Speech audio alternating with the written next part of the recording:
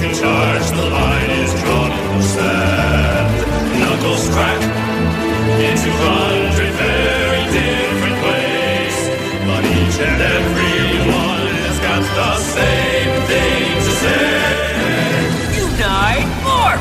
Because their hearts beat as one.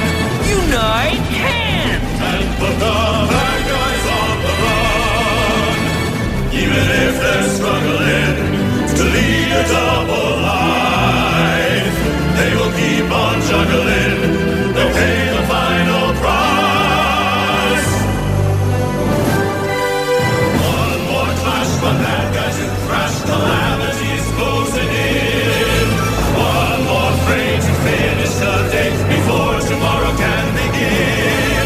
They can do it, 'cause the hero never says no. The unbeatable, wonderful, flame of fortune to claim, fighting for the status quo. Don that mask and take us to task. Hurry now, it's time to go. They can do it, 'cause the Silver Sisters and Rose. The unstoppable, wonderful.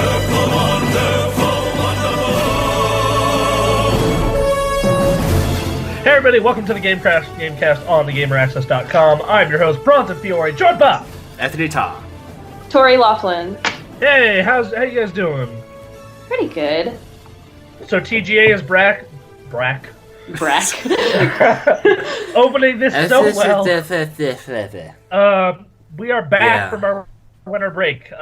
So if we do, so normally TGA, the way it goes is we make our Game of the Year shit, and then we go straight into CES, or if we're not going straight into CES, we have a winter break, and then we consume making content. That's why you noticed that week where it was nothing but what the hails.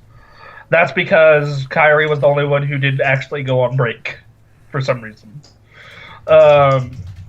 So that was good. Also, whoever's typing might want to quiet their typing down a little bit. I'm not sure if that's Sorry. That's me.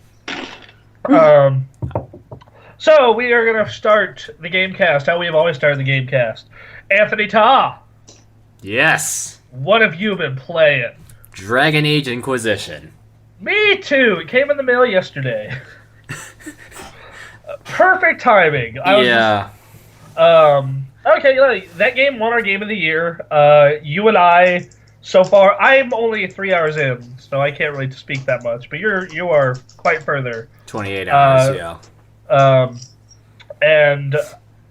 We need, Tori, when you're not talking, could you mute your mic because it picks up the typing? I have no idea how to do that. Damn it. I am on an iPad. Oh, okay. Well then. Probably is a mute microphone icon on the screen, but yeah. Oh yeah, never mind. I see what I could do. All right.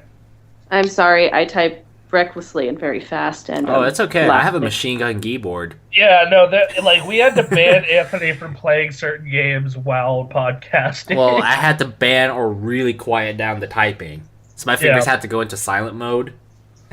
What I like for the sake of our listeners. Do you remember that time I hosted an entire podcast while raiding and you didn't really notice? Yeah, I didn't notice at all because normally I would hear that. Yeah, that click, click, click, click, click, click, click. Yeah, you mashing 1, 2, 3, whatever your combo is or whatever. Yeah. But you did that once. I was like, wait, you were raiding because I'm usually one that goes, yo, no distractions. I think that we had to put in the no gaming rule on the GameKast because of Joe. Because back in the day, Joe would play fucking PSP games while in the middle of the podcast. It would drop the quality of his, podcasting ability. So I'm like, yeah, we need to stop this. Yeah. Ignore this beep. There you go. So, Dragon Age. It won our Game of the Year. It did. You and I were a little... We were pretty much kind of against it. We very much disagreed, but I was like, okay, most years I'm willing to fight the fight and keep going if I think it's the right thing to do. But this year I was just like, fuck it, I'm gonna let them have it. But I did it on the condition that Dark Souls can move up a spot. Because if you listen to our podcast or you listen to any other Game of the Year podcast, it's 4 hours of bargaining is what it is. It's like, okay, I'll let you take this off, but you have to be willing to take that off. Like, that's straight up what it is. Yeah, it's basically bargaining because it eventually has to be over. Yeah. At some point. I mean, we put the filibuster rule in there partly as a joke, but partially just so, like, the people who really believe, like, if someone really believes a game is that good, they can continue fighting for it. yeah. Like, that's why that is there. Like, you know, like, for instance, next year, if everyone just fucking loves Uncharted, and Anthony and I think Yakuza 5 is really the game of the year, Anthony and I can continue to argue why Yakuza 5 is awesome. Somebody's going to have to give up. Yeah, like, that's why. Like, if you really think that's game of the year, you gotta be willing to fight for it. But yeah, so... oh my That goodness. was my first game of the year. Oh and man, like that game of the year, I feel like wasn't exactly as bad as the last 2 years. It didn't feel too bad to me. Because it was between like the 3 games that we all kind of like agreed that were generally good, but it was just kind of like conflicting viewpoints on how good is good. And it was also very hard because you have Smash Brothers, which is the least hated on, and then you have 2 very valid ways to enjoy a game. You have Bayonetta 2, which has the gameplay and the huge blast of fun factor, and then you have Dragon Age, which has the art, story, music, Western RPG factor. So it's like 2 very valid ways to enjoy a game, and you just don't know which to go for. And I think that, like, you and John enjoy both those genres. I don't think Bremen really enjoys character action games, because he's talked a lot of smack about Devil May Cry and Metal Gear Rising. He's like, they all play like Devil May Cry, and I fucking love those games. I thought Metal Gear Rising was awesome. You like DMC? I didn't like. I liked the older Devil May Cries. Oh, okay. And I liked Devil May Cry 1 through 4, and then I loved Metal Gear Rising. That game was awesome. It barely missed my top 10 last year. Bayonetta 1 and 2 are 2 of my favorite games ever. Like, I love the God of War games. I really enjoy character action games. And Bremen really enjoys Western RPGs, which I think are fucking horrible most of the time.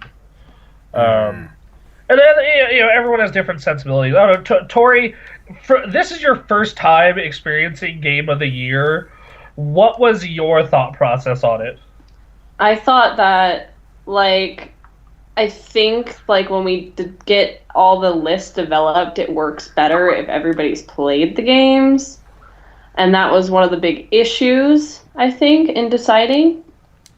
But it's really hard to get everybody to have played all the games. The problem is that so many games come out, and the fact that there isn't enough time, because obviously when all of us are kind of like in college or at work or working and college and like, all that shit, it's like nobody has time for anything, and you just don't have the time to play every single game. Not to mention like play them thoroughly. I mean, for me to understand Dark Souls 2, I have to play it for more than just rage quit after an hour. Yeah. I have to keep pounding at it. Like, I think a perfect example of this is, like, I got 4 hours of Shadows of Mordor. That was all I got. I got 4 hours. I was like, this is good, but I need to shelve this for other stuff.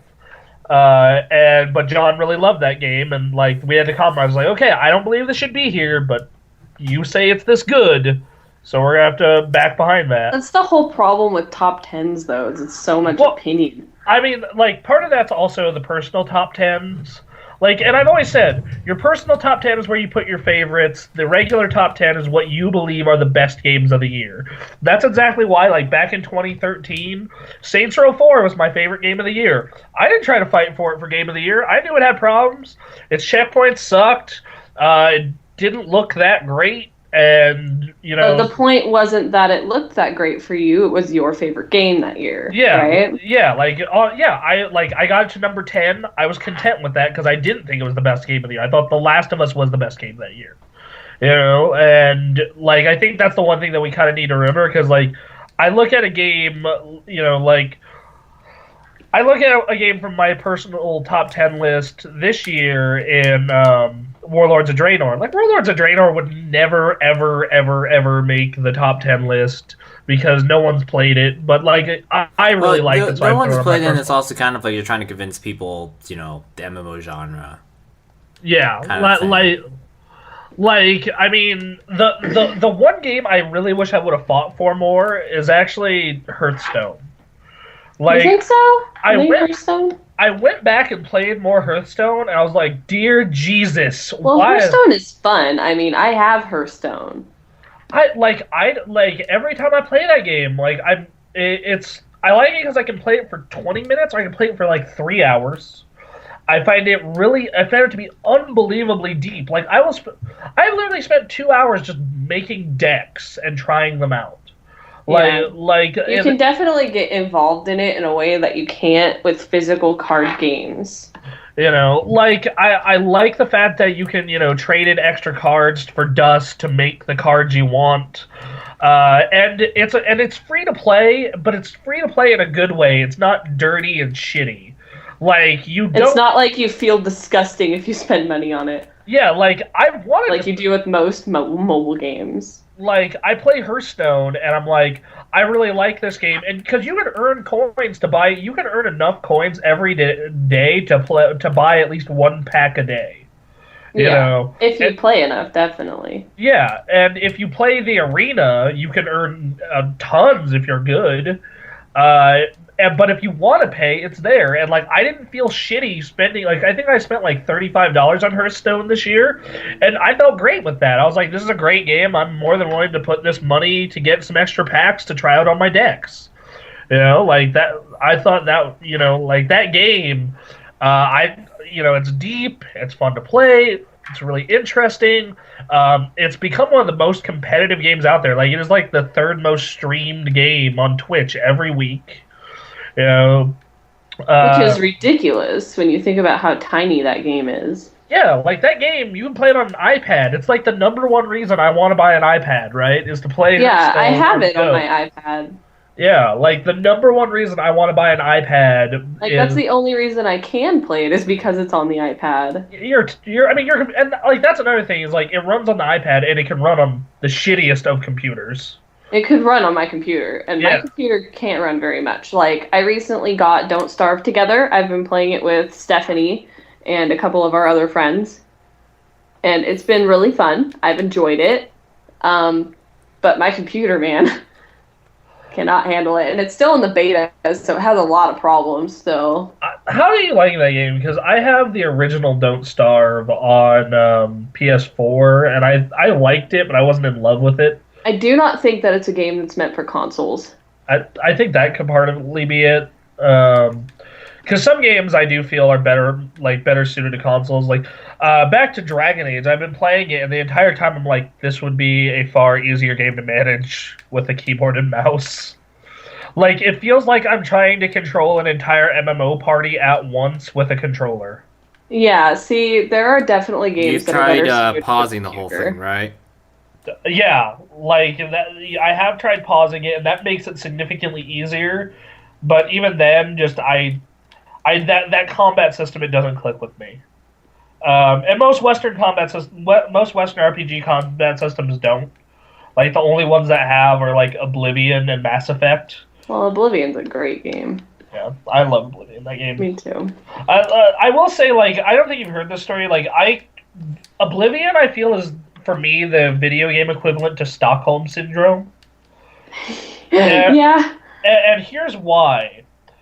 I got my 360 when it first came out, and then for whatever reason, that game came out in March, and I didn't pick it up. I just kind of ignored it.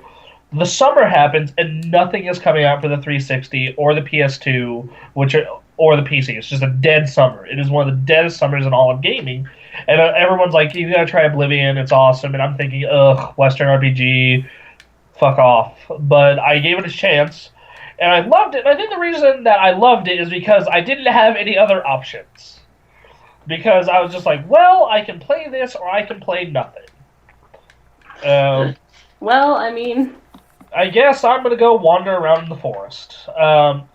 It's the same reason that, like, back in the day, I was willing to play these really hard games like Ninja Gaiden, and I'm not now. It's like, back then, it was like, well, this is the only game I'm getting for a long time, and I also, and it's a game that's gonna it's last. like when you're given those really, really crappy games as a kid, And it's like, well, this is the only video game my parents were willing to buy me. So for me, like, my opinion of Oblivion is really interesting because it was the first game I got on my 360, and before that, the only games I really played were like Pokemon, Need for Speed, some Mario, Smash Brothers Melee, and Zelda Twilight Princess. So like, so I got this brand new game console, new high definition, all that kind of stuff, even though I was playing on an SD TV. Put Oblivion in, and I had never seen anything like it before. Morrowind existed, but I didn't know about it. I didn't know other open-ended games existed. So to me, it was like the first time I like saw like this huge, gigantic quest. Like, I didn't even play WoW at that point yet. So like, I just kind of feel like maybe one of the reasons why people were so onto Skyrim is because they didn't play an open-ended game like Oblivion before. It's like the first time you get into something like that. I played Oblivion well before I played Skyrim. I got it on my computer. I didn't play it when it first came out, but because I'm always late to the party with video games. But I did play it way before Skyrim. What did you think about Skyrim? Did you think it was overrated? Yes and no. I think it was a really good game. Well, I'm not saying it's bad. I'm just like saying, do you think it was overrated?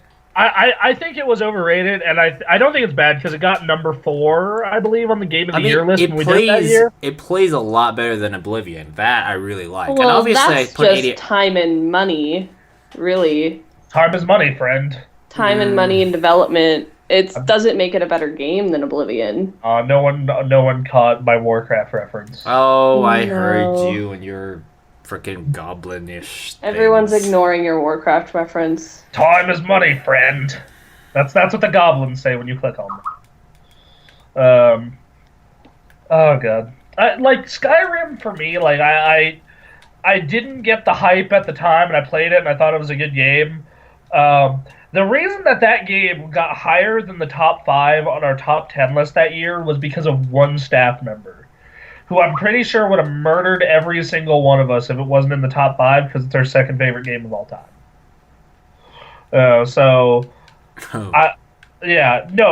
Anthony, you remember? I'm pretty sure. I remember, yeah. I'm pretty sure Brittany would have murdered us. That's like she would. Oh, I know. I mean, how do I put this? She has a Skyrim tattoo.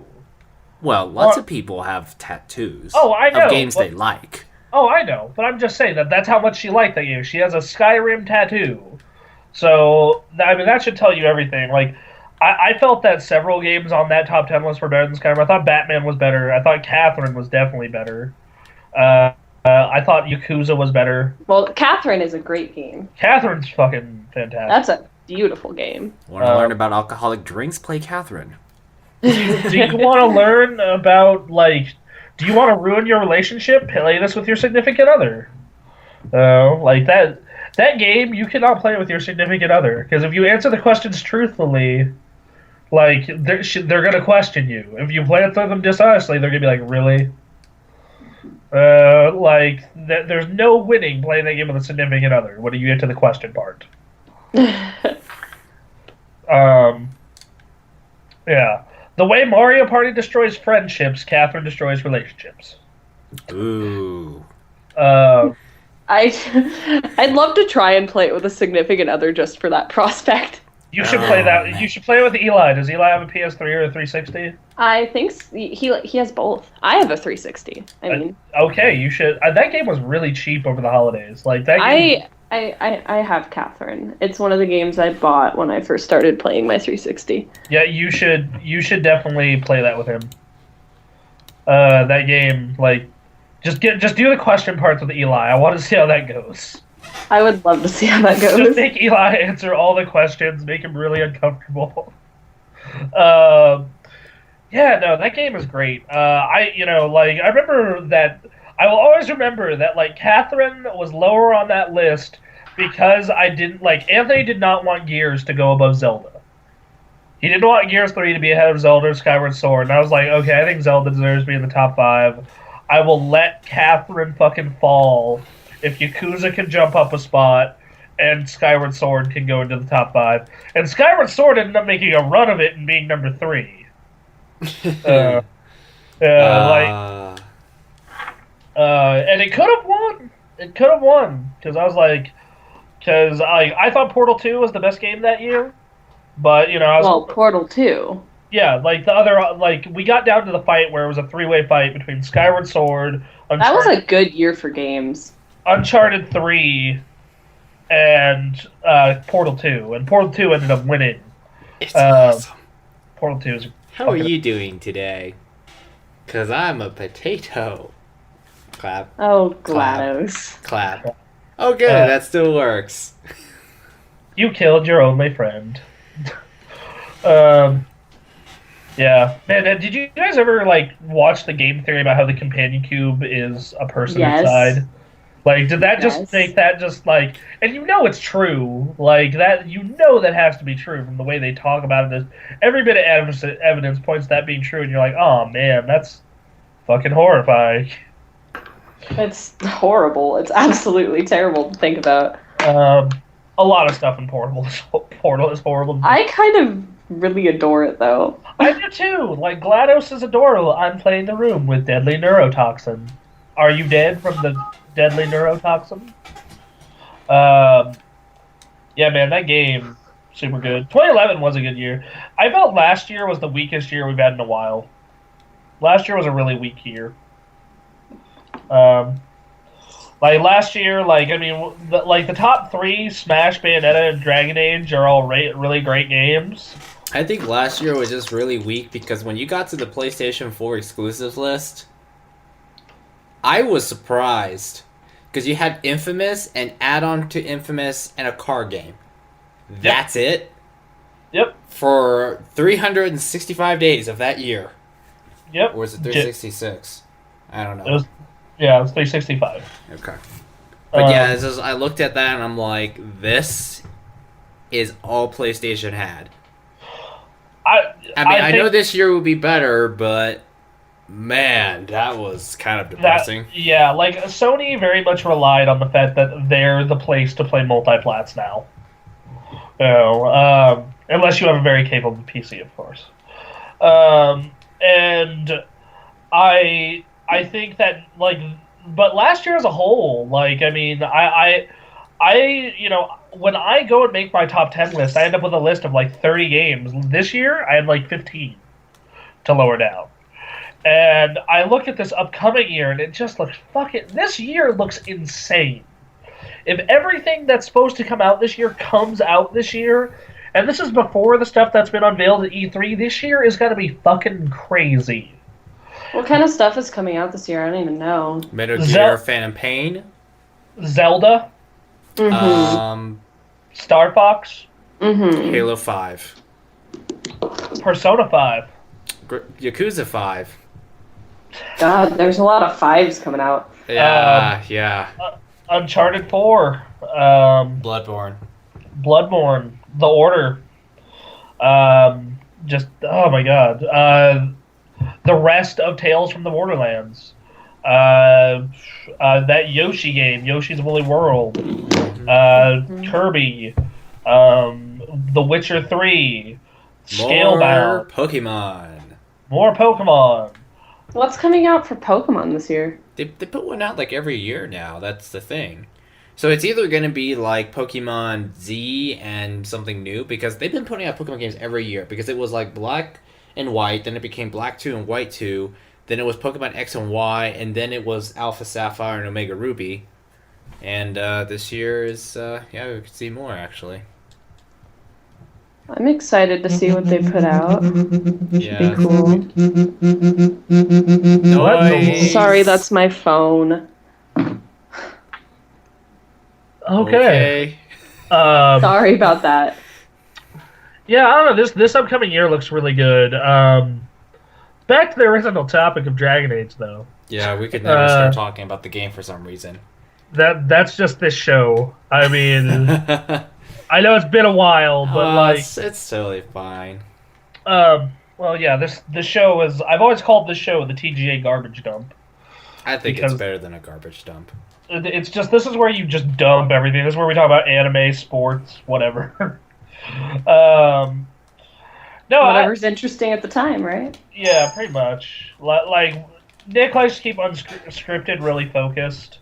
This I keep barely focused. No, but that's Dragon. I'm not really fond of the combat. The story, I'm kind of okay with. The world I find really interesting, and the game is really pretty. But like as a whole, it's just not clicking so far in the intro. The intro's not particularly good. I'm playing a mage, by the way, so that's so that's great in the Dragon Age world. Oh, yeah, story-wise at least. Yeah, you're a mage. You fight Templars. You're involved in a civil war. Yeah, great. Hmm. Yeah, that and I feel one of the arguments for that game is like it gets better later, and a lot of games are like that, though. I really hate that argument though. Like, why can't it be good from the start? And that's one of my problems with Destiny. Like, we all had that conversation with Destiny. Is like, oh, it gets good when you hit level cap and can do raids. Like, I'm just like it's like that's nice. That's great. Funny enough. That's when I quitted. Was right when I hit the level cap. I quitted. Yeah. So, like fucking Last of Us is great from the start. Bayonetta's great from the start. Mario is great from the start. Wonderful 101 is basically stupid and great from the start. Oh god, that game. Want to talk about naked people? If you really want to go down that road, but... We could go down that road. Okay. That's a road we could go down. Let's... Alright, this is now a podcast about nudists. The Weekly Nudist Report. Alright. Weekly Nudist Report by Bronson, Tori, and Anthony. Yep. No, count me out of it, please. We're all going to become nudists. Join a nudist colony. It's going to be the best thing ever. Oh, yep. We were talking about how you are going to, make your room at E3 super warm. And, Anthony is just going to be editing just naked with a laptop on his lap. God damn. That's right. I remember What is going on? Oh man. No, you remember that conversation because Bremen and I keep our room ice cold. Which, what we did is we turned the air conditioner all the way, we put the temperature all the way down, closed all the windows, and had it running 24/7. That room was freezing. It was awesome. That sounds terrible. No, you're out in the warm-ass LA convention all day, and then in hot-ass traffic, and then you come into that room after all that... Hot-ass traffic? You guys told me to turn off the AC. Yeah, well, it wasn't good either way, because the AC was giving me a headache, and it was bothering Kyrie as well. And then and then the heat was bad, so we get into the hotel, it's just this blast of cold air, and you're like, ah... yeah, no, Kyrie didn't like it. Bremen and I were fine with it. I think that's why Bremen, John, and I will probably be sharing a room this E3. Yeah. So, I don't... Dragon Age. Jesus.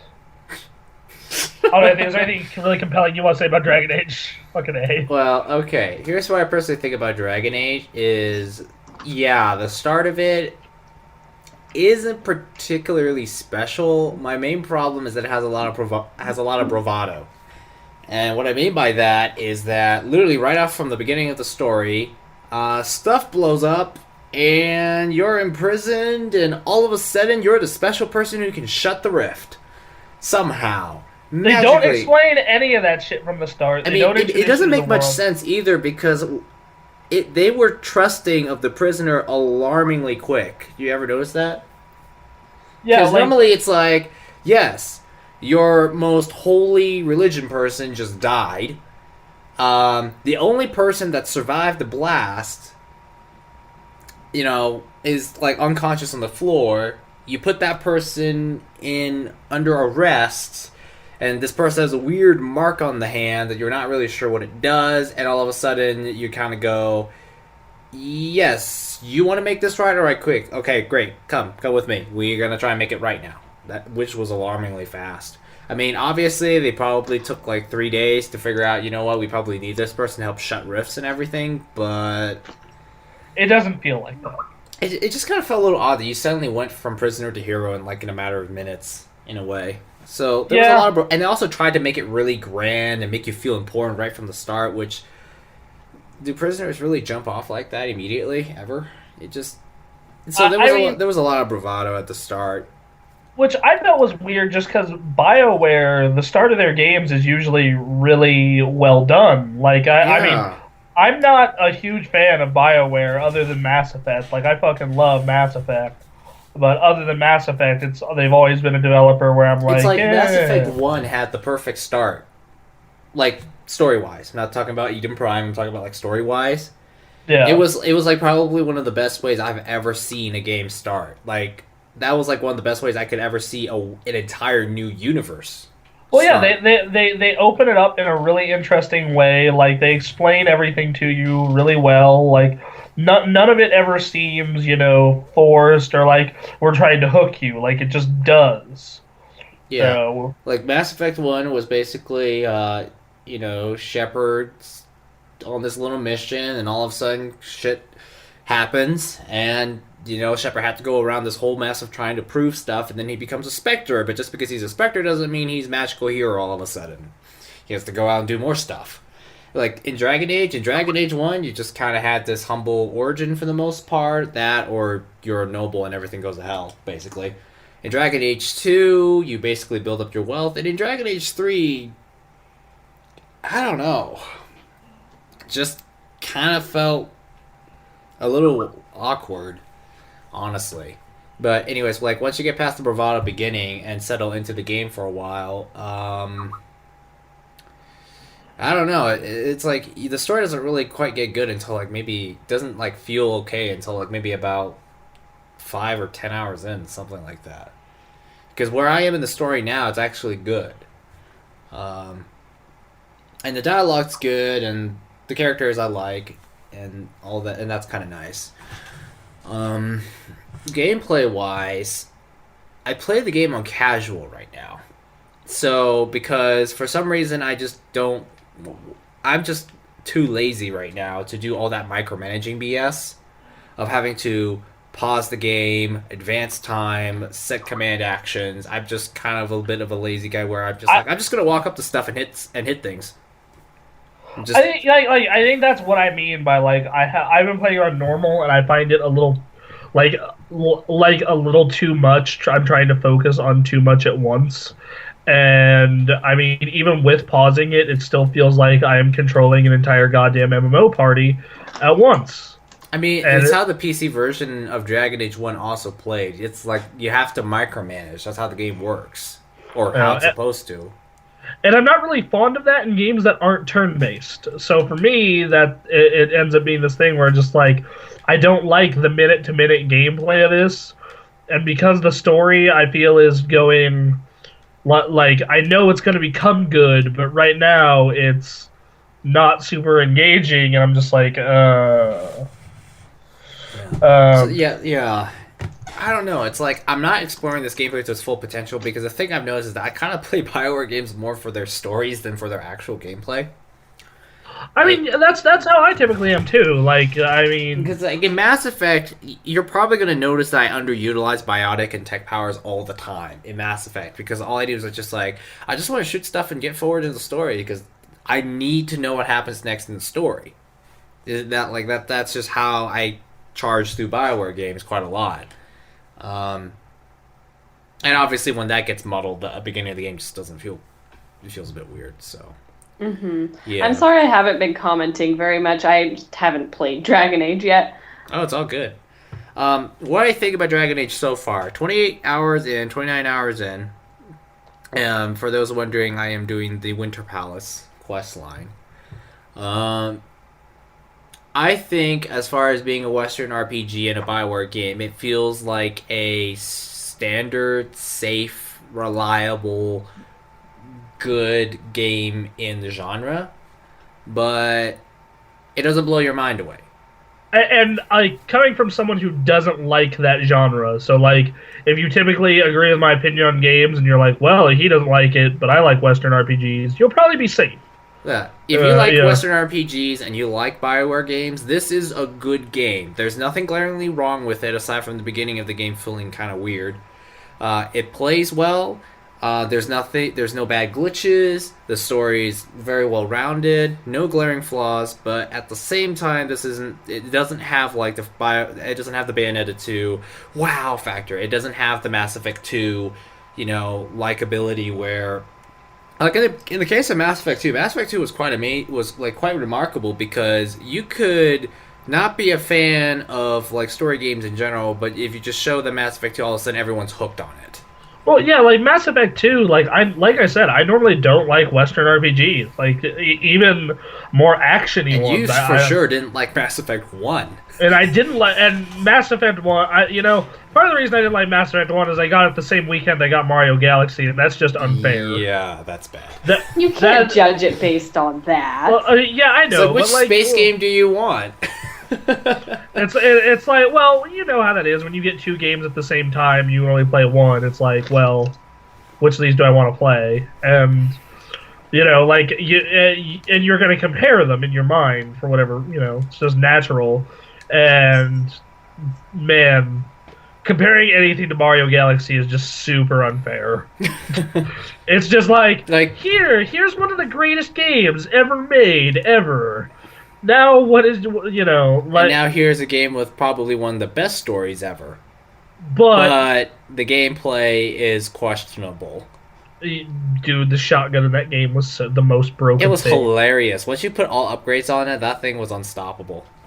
Well, yeah, because, like, Because it has the accuracy of an assault rifle.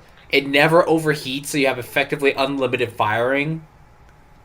Yeah. Granted, that game just has, like... I like, that game has, like, a lot more... I should say, like, they try to be bolder with, like, new gameplay, but then just eventually just defaulted back to regular shooter stuff in Mass Effect 2. Which was a lot better, but, there was the blandness problem. Yeah, like, honestly, I think that was a good decision. I think so, too, because Mass Effect 3 was the one that played the best. Yeah, which is a real shit. Like, I know we've talked about Mass Effect 3 to death. But Mass Effect 3, man, that... Yeah. But the thing is... God damn it. Okay, my thing, Mass Effect. The fact that you had to pay to get the best experience. Like, that game, if you don't have the DLC, it feels horribly incomplete. Mass Effect 2, ahead. no. Mass Effect 3, yes. Yes, Mass Effect 2 stands on its own. But Mass Effect 2 was, like, freaking the peak of it all. For BioWare. Yeah. And then it just kind of fell a little downhill from there and then kind of climbed back up with Dragon Age Inquisition. That said, Mass Effect 2 had awesome DLC. Oh, yeah. Freaking Shadow Broker? Dude, yeah. Overlord? Kasumi? Yeah. It was sweet. Mass Effect, I saw this post on Tumblr the other day when I was looking up Mass Effect stuff. Like, at the end, like, Mass Effect 2 Project Overlord ending. I can't see through my tears. Oh, yeah, that was brutal. Because you just sit there and you're like, oh my goodness. This is horrifying. It's like yes, the cost to save human lives, is it worth it? Yeah. Tori, have you ever played the Mass Effect games?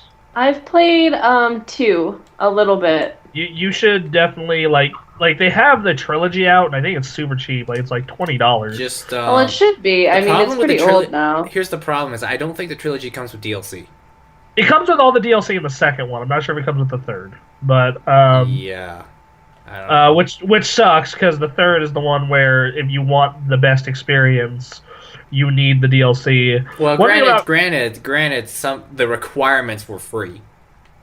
And by requirements, I mean the stuff that plugs all the plot holes. No, Leviathan plugs the biggest plot hole. Okay, well, I'm talking about the most desperate plot hole they had to plug was free. Yes, that one. The Leviathan one was kind of optional, but kind of neat. Yeah, that was just That was just not a good time for BioWare, I guess. I guess that's probably why like Dragon Age Inquisition just came out to be like this really safe choice. You know, no major risks. Just, you know, go back to your roots, do what you're good at, and, you know, deliver a... It's kind of like buying a Honda sometimes. It's like... Or buying like kind of like a regular Honda. It's like, yeah, you're not going to get anything too innovative with it, but at least what you get in the end is something that's good and reliable, and obviously there are some people who are not going to like it, but it works out for those who do. So... the gameplay feels alright. Feels pretty good. Story's pretty good so far. If I were to redo my top 10 list, this game would probably be at number 2 or 3. It probably wouldn't make mine? Yeah. It's not a Bayonetta 2 still. It's like, normally I'm a sucker for BioWare games. I'm a sucker for them. It's like, I can complain all I want about how, things are not the same anymore and how they're doing this wrong and, you know, they've lost their touch or whatever. But at the end of the day, I still buy their stuff.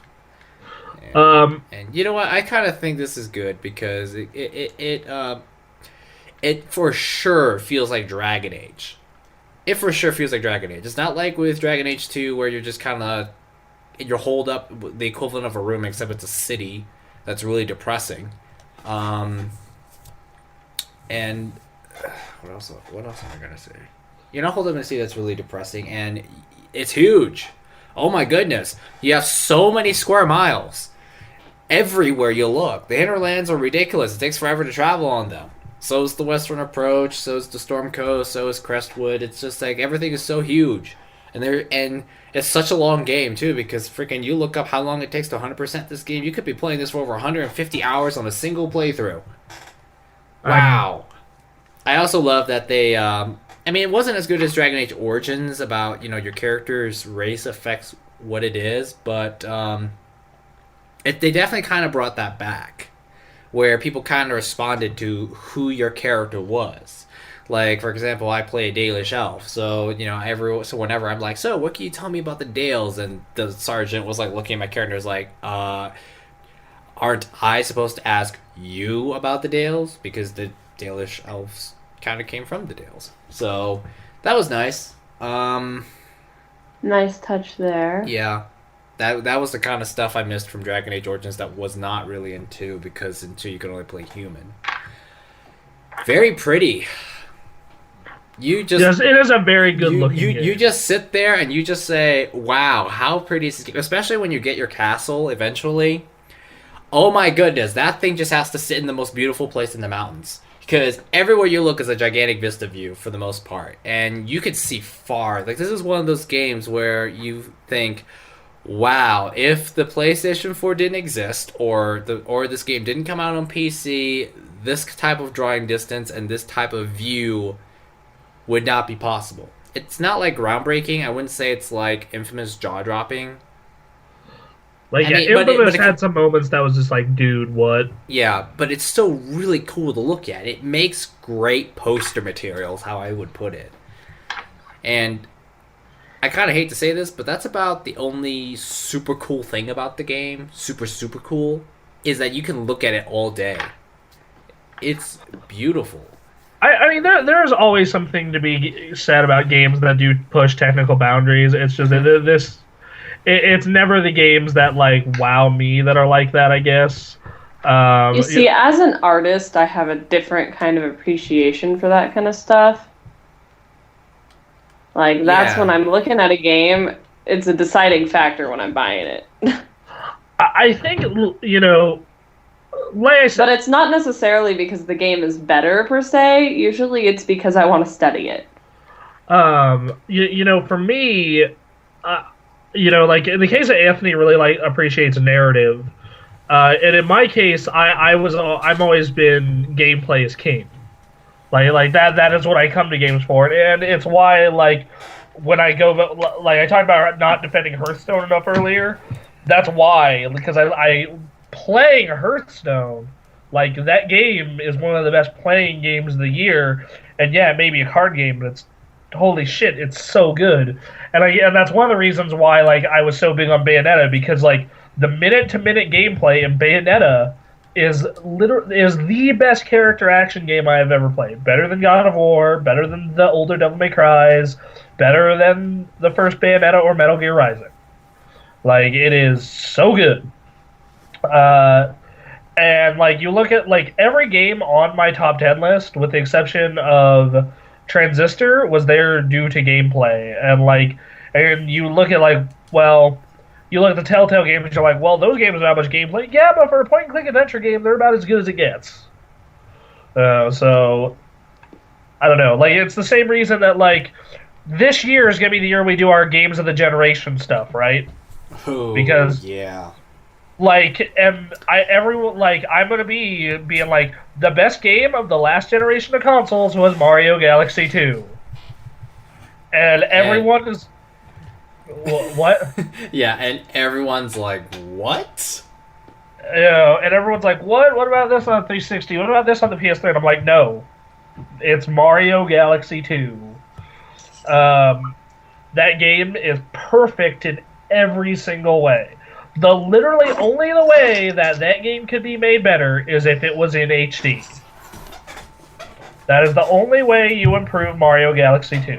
So, Mario Galaxy 2 on Wii U and it's perfect? Pretty much. Wow. Like, that game is, like, it's paced well. The difficult level... No, wait, actually, there's one more thing I would fix, and that is there are a couple of levels where you have to control by only using motion control, and I feel those could have been better with Wii Motion Plus. Oh, okay. So, like, those are the two things. Like, everything else about that game is fucking perfect. It's paced well. The levels, there's so much variety. When you die, it never feels cheap. Like, it's always like, I could have done that better. It is my fault. You ever watched a video on the hardest level in Galaxy 2? Yes, You freaking get, like, you screw up, you start the level over. Did you ever look up the final level of Super Mario 3D World? I think I did. Dude, it is so fucking crazy. I know. It's like, oh, Mario's for casuals. Yeah, have you ever tried to beat every level on it? Yeah. Good luck. Good luck. Yeah. Like, So Super Mario 3D World, I still am trying to 100% that game. Like, Super Mario 3D World was one of the best games of 2013, as it got number 2 on our top 10 list. I think it got number 3 on my personal one.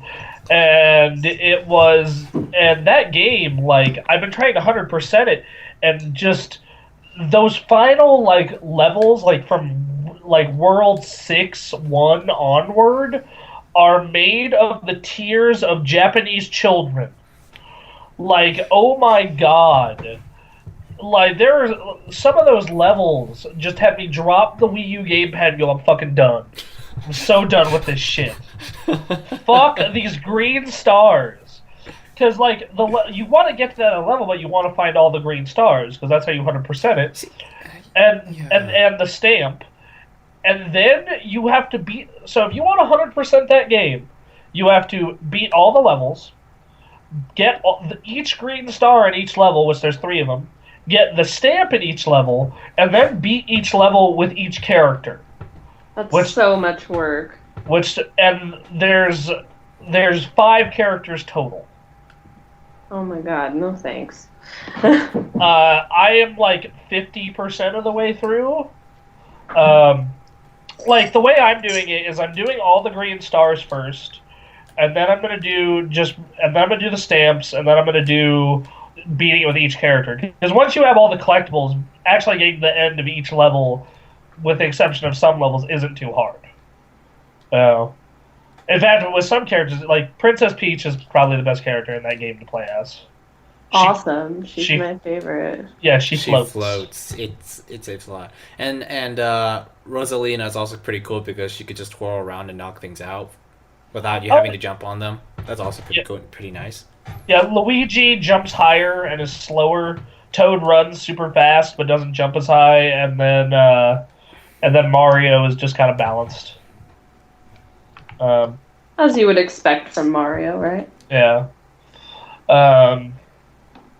Yeah, man, that game, those Mario games, like I think of the best games of last generation, I'm like, okay, Mario Galaxy 2 and Mario Galaxy, Bayonetta 1, Burnout Paradise. Like, Anthony, what are some of yours? Some of my Like, top 10? top 10 games of the generation. Yeah, the previous generation. Like, what are some of the best ones, in your opinion? The Last of Us and The Legend of Zelda Skyward Sword are tied for the most perfect game I've ever played. I definitely understand about The Last of Us. I kind of understand Skyward Sword. Skyward Sword is really hard because it's like the Zelda game that I totally understood exactly how the developers wanted it, but a lot of people don't. I get why parts of that game are awesome. It's just like the only thing I could find that was wrong with it is that the Wii Motion Plus controls needed some more tuning. That was really it. But of course, that's actually the point that everyone's frustrated with. Yeah, like that's the part. That's the part that made me stop playing that game. Is like the Wii Motion controls when they work, they are awesome. It's so much fun. When they don't work, that game is shit. There was one boss fight I was really frustrated because of the controls. I mean, there are like other little problems too. Like the game doesn't pause when you try to switch items, so you can get hit very easily. So I have not finished the last two Zeldas, Skyward Sword and A Link Between Worlds. Skyward Sword, it was because of the way it played. A Link Between Worlds is just because I was borrowing the game and didn't get a chance to finish it. Did you ever watch that sequelitis video and the occasional stuff from Skyward Sword? No. Oh my god, it was so funny. Yeah. It was so funny. So, like, they oh man. Skyward Sword, I feel, has issues, and there are a lot of ways it can be better. I know this new Zelda, they keep talking about like how there's going to be all these side quests, and that it's going to be open world. You know, that's going to be kind of... That actually gets me stoked. I mean, granted, you kind of pointed out that Nintendo talks like no one else has done this before. No, you see that so mountain? Funny. It's like, you see that mountain, you can walk to it. I'm like, but...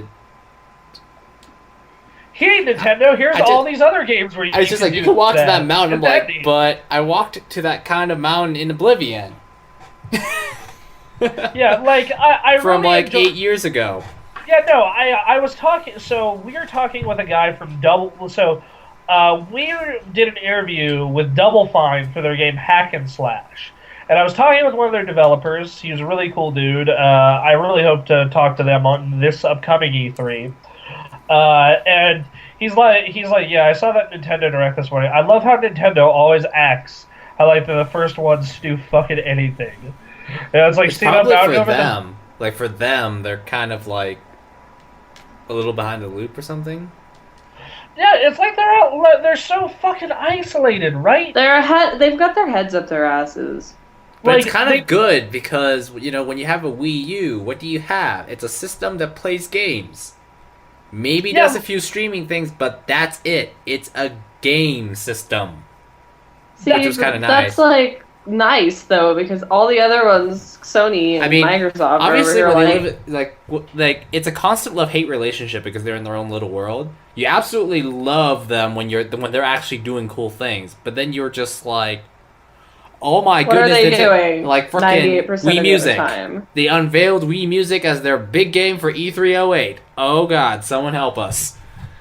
I think one of my issues with Nintendo being in their own little world, though, is like there are some features from the other consoles that I would love in the Wii U, and they're just not there. Like last night, I was playing Bayonetta. Like, I've been trying to unlock all the costumes and all the weapons, and like I did this really ridiculous combo chain in the second witch trial. I think I killed everything in the same combo without getting hit. And if you played Bayonetta, you know how fucking hard that is. Oh, yeah. Yeah. And, like, I would have loved to post that video to Facebook or YouTube. And I can't, unless I have a capture card. And, like, same thing with screenshots. Like, spoilers for Mario 3D World. The last boss of the main game is Cat Bowser. Yeah, it's not really a spoiler, though. No, I remember when I got to that, I immediately paused the game, got out my phone, and took a picture and sent it to our staff's group chat. And I'm like, best game ever. Well, I mean, like, think about if you had the ability to share snapshots from the Wii onto your social media for, like, some of those really crazy pauses you get when you're playing, like, Smash Brothers. Yeah, or even Like, what are the faces Bowser even makes sometimes? Did you? So you know John Smith, Lydia's boyfriend. Have you seen his Facebook cover photo?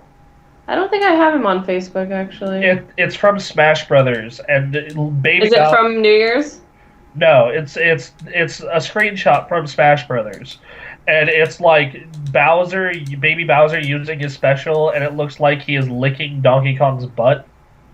Jesus, see, that's beautiful. Yeah, like that. I would love to post some screens from that, or even videos. Like there's some videos in Smash where it's like, dude, that was the most ridiculous comeback in the history of video games. Yeah. Or Shovel Knight. Shovel Knight is exclusive to Nintendo consoles right now. I've played Shovel Knight on DS. So Shovel Knight, I actually am trying for the first time this past week, and it's pretty good. Actually, it's really good, and man, that's going to definitely be one of the games in the running for best game we forgot about last year because we're jerks. Well, I wouldn't say jerks, idiots. Yeah, idiots is a better word. Yeah, I didn't play Shovel Knight until after we did Game of the Year, though. Yeah, same here. Like I played very little of it, so I was like, oh, this is kind of a cool Mega Man-esque thing, and it's like well, old school sort of. Yeah, but then you play more of it, and you're like, oh wow, this is as good as those games. I'm an idiot, right? Yeah. So I would love to be able to I would love to show my speed runs of that game. Like Xbox One is linked to YouTube at least and Twitter. I would love for it to be linked to Facebook, and I can't believe it's not linked to Facebook. It's weird. Like it's really weird. They say they're working on it, which that's good. I'm looking forward to that, so I can post my clips to it. And the PS4 is linked to Facebook. Like I had that awesome play in Madden. Like you might have saw it, where I rolled out, threw a pass, and there were two defenders in front of me. I juked to the left and go 60 yards for the touchdown. I was like, dude, that was awesome. I'm posting that to Facebook. There's so many moments like that. Like, Anthony, do you remember that ridiculous Mario Kart race we had at Game Expo? How awesome would it have been to post that to Facebook on Wii U? It would have been so hilarious. Yeah. I can't believe Theo was still mad about that 2 years later. Well, you think about it, that was a pretty bad burn. That was so bullshit. It was such a bad burn. It was hilarious for you and me because we got like the 1-2 finish, I think. Yeah. But for him, just all the way to the back of the pack. It's like he was so far ahead, and then Murphy decided to be on our side for once, and it just. Yeah, it was Mario great. Kart. It was great. I mean, it destroys your friendships, and the BS factor is unbelievable. Yeah, like there are some cases like that where I'm just like, I wish Nintendo was more modern. Because they're really not. They're just not. No, here's the problem. It's like, honestly, having like been on the side of a programmer, it's you kind of think Sony has a lot of money. Microsoft, they freaking make Windows. They have no shortage of cash. They have, those two Sony may have had a shortage of cash. Sony is going bankrupt. Let's not. At the time of the PS4, they were kind of going bankrupt, but Sony is a big company with a lot of power. Nintendo may have a giant piggy bank, but they're not exactly like immune. They're not Apple. I mean, maybe they were having Apple success for a while, but they don't exactly have like the manpower that Sony, Microsoft, and Apple have. But with all their money, they could hire manpower. But a problem doesn't get solved just because you hired more programmers. It's very complicated. On the one hand, I understand that, but I am saying that it's super a bummer sometimes. Like, there are advantages. I mean, granted, I actually do agree with you that if they just did a little bit of, I don't know, competitor research and found out this strange social media phenomenon called Facebook. I mean, actually, they put that on their 3DS. Did you know that you can actually share images off your 3DS using this thing called image share? Granted, you have to use the 3DS is completely next to a useless web browser to do that, but you could do it on your 3DS. The 3DS web browser. The only time I ever use a 3DS web browser is to connect to the internet in my dorm building. I've been actually wanting to talk. I've been wanting to talk about 3DS for a second. But, like, this is another thing where, like, my car died, which we'll tell that story in a minute. Over New Year's Eve. Everybody just laughs. Yeah. We'll tell that story in a minute. But I've been having to ride public transportation now. And that means I've been playing portable games a lot more, right? Because it's, it takes me about 20 minutes-ish, 25 minutes to get to downtown. And it takes me another 30 minutes between waiting at the bus station to get on my bus to get to work. And then I get to work early, so that's another... So I have about, like, an hour and a half, 2 hours of waiting where I can... Of travel time. Yeah. Ride time. Yeah, ride time and That's sitting. primary time for, like, doing anything that's portable. Yeah. And, like, I've been playing my DS, and then I'll go play my Vita. And, like, the DS feels like a toy, where the Vita feels like an electronic device for adults. I have to agree with you that the 3DS totally does feel like a toy. Like, I love the 3DS. I think it is a more capable... Like, I think it's a better console to have than the Vita. But, like, which of these provides me with the better experience? It is... When playing a game that is great, it is typically the Vita. Like, my hands don't cramp. It doesn't feel as cheaply built. Like, when you're doing stuff that isn't video games, it actually works well. The 3DS is not built to do anything that isn't video games. I can connect my Vita to my phone and watch Netflix on that big, beautiful screen. That is even bigger than the 3DS XL screen. I'm not surprised. It's... And, people know I talk plenty of smack about the Vita. Like, Anthony knows. But, man, this recent travel time has made how readily apparent that when a great game comes to the Vita, it is such the better experience. Like, next year, the new game by the Mega Man creators this year, the new game by the Mega Man creators coming out. It's called The Mighty Number 9. You guys might have heard of it. Mm-hmm. I'm going to want that on the portable because it's a perfect portable game, right? Mm-hmm. I'm not buying it on 3DS. I'm buying it on Vita. And also, as long as we're talking about complaints with Nintendo not being modern, why aren't Virtual Console titles cross-buy? I don't know why they don't even put out the correct kind of Virtual Console titles. But here's the thing. I own Super Mario Bros. 3 on the Wii and Wii U. Why isn't it not free to me on the 3DS? No idea. Yeah, I don't know. I wish I could answer that question. Because I own Final Fantasy IX on the PS3, and it is free to me on the Vita. Uh-huh. It's shit like this. And Nintendo has this amazing back catalog of games that why aren't Super Nintendo games on the 3DS yet? Because Nintendo...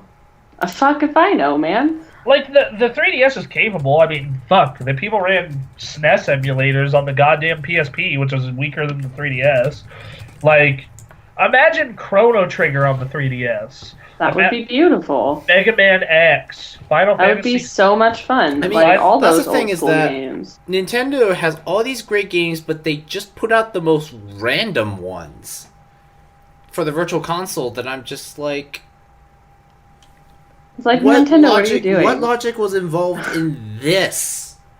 Who's your marketing team? Let me talk to them. Who was the team that decided, okay, guys, it's time for Virtual Console Game Boy Advance Roulette? Like, Game Boy Advance, oh my goodness. Like, freaking, I only bought 3 games ever for my GBA. I would really like to play some GBA games that I really, really missed out on. I have so many Game Boy Advance games. It's not even funny how many games I have for that console. I'm gonna figure this out right now and see how kind of lousy their stuff is. Obviously they put out Super Mario Bros. 1, but they didn't even put out, when Brawl came out, they didn't even put the original Smash Brothers on the Virtual Console until way later. Yeah. It's like, oh my goodness, like Sony at least has a brain about it and puts their big PS classics literally as soon as they can. They put most. They don't put all, but they at least put most. They put most, and they're like the ones that matter. Like Crash 1, 2, and 3, all you can get all of them. You know, like if you want to play all the Crash games, they got you. Hey guys, there's a Mario Party 10 coming. I know, I'm so excited. Because that's what everyone wanted. Is I Mario am Party. so excited. Man. You and I apparently disagree on recent Mario Parties the way Anthony and I disagree on Yoshi. I don't even give a shit, Bronson. Like, it should be the shittiest game ever, and I'll still be so excited. Okay, so I'm like looking through the Game Boy Advance stuff right now. So they got some stuff like the Minish Cap, Zelda Minish Cap, Metroid Fusion, Yoshi's Island, Super Mario Advance 3. Oh, great! Yoshi Story, a terrible, god-awful video game that it is blasphemous that game is called Super Mario World 2. 4.5 stars, and all yours for $8. Golden Sun, Advance Wars, the first Fire Emblem release for the U.S. Hey man, you fucking Golden Sun. Hello, that game is so. I have good. the one on the DS. It's pretty awesome. That game is the best. You know, Camelot. It's like, guys, Camelot, stop making Mario Golf games that actually make me another Golden Sun, please. Man, I don't know. I actually really like Mario Golf on the 3DS. Yeah. But hey, you can buy Pokemon Pinball. Ooh. Oh. Because that's what everybody needs. F-Zero Maximum Velocity. Why not F-Zero? You know what? The 3DS could emulate N64 games. Why not F-Zero X? How come Game Boy Advance games aren't even on the 3DS unless you're like part of the ambassador program thingy? Well, why aren't fucking N64 games on the Wii U yet, but they're still on the regular Wii? Fuck if I know, man. Fun man. Mr. Driller 2. Yes. Mega Man Battle Network 2. These are the games, right? That everyone Mario wanted. Party Advance. And Mario Pinball Land. So you got 2 pinball games. That's Mario Pinball Land? That is a game. Yes. It's literally on the Virtual Console. That's something that happened. You did. Something that happened. These are the games that everyone was demanding, eh? These are the games you can get for Game Boy Advance Virtual Console on Wii U. Oh man. Why don't they just like put like Pokemon games out already? I mean, seriously. Who knows? Who knows what they're thinking, man? It's like, dude, Nintendo, you got a financial problem? Got an idea for you. Put Pokemon Red and Blue out on Virtual Console on 3DS and Wii U. Bam, money. Hey, Nintendo, do you want... Yeah, it's like Nintendo... Bam, money. Yeah, literally. Nintendo. Literally. Like, Nintendo, do you want all the money in the world? Put Pokemon Red, Blue, Gold, and Silver out on Virtual Console. Done. You will have all the money. They could do that with like a Pokemon launch, so that way you could just hype people up. Because you'll be surprised. You'll be surprised. Really? Like if you put out Pokemon Red and Blue, you're gonna. I mean, it's a little deceptive, but you're gonna get people stoked for the next Pokemon game because all of a sudden they're going nostalgia. Gotta buy a new one. Yeah. Gotta get it. It's my new favorite. We gotta get it factor.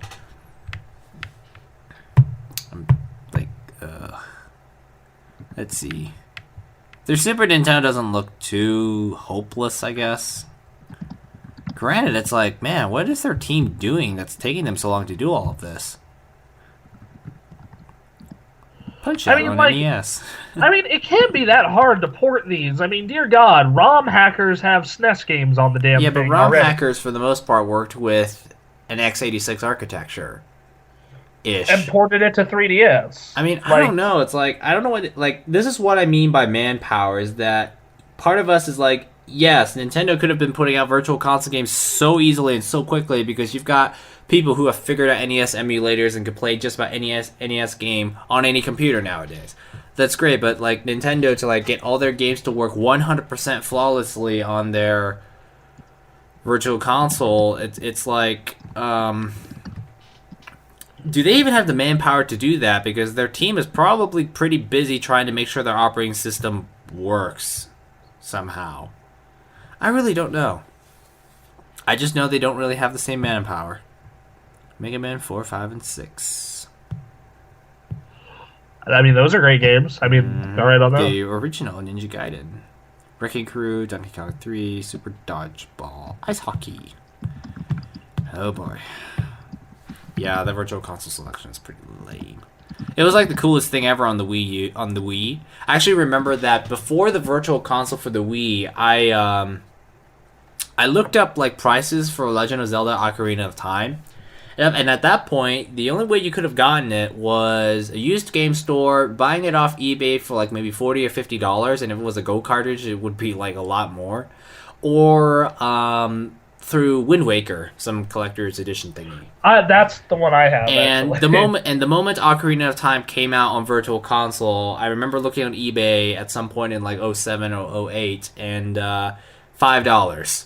Same thing with Final Fantasy VII on PlayStation Network. Like Final Fantasy VII was like this game that went for like $190, $100, just the discs, and like a black label would go for $300.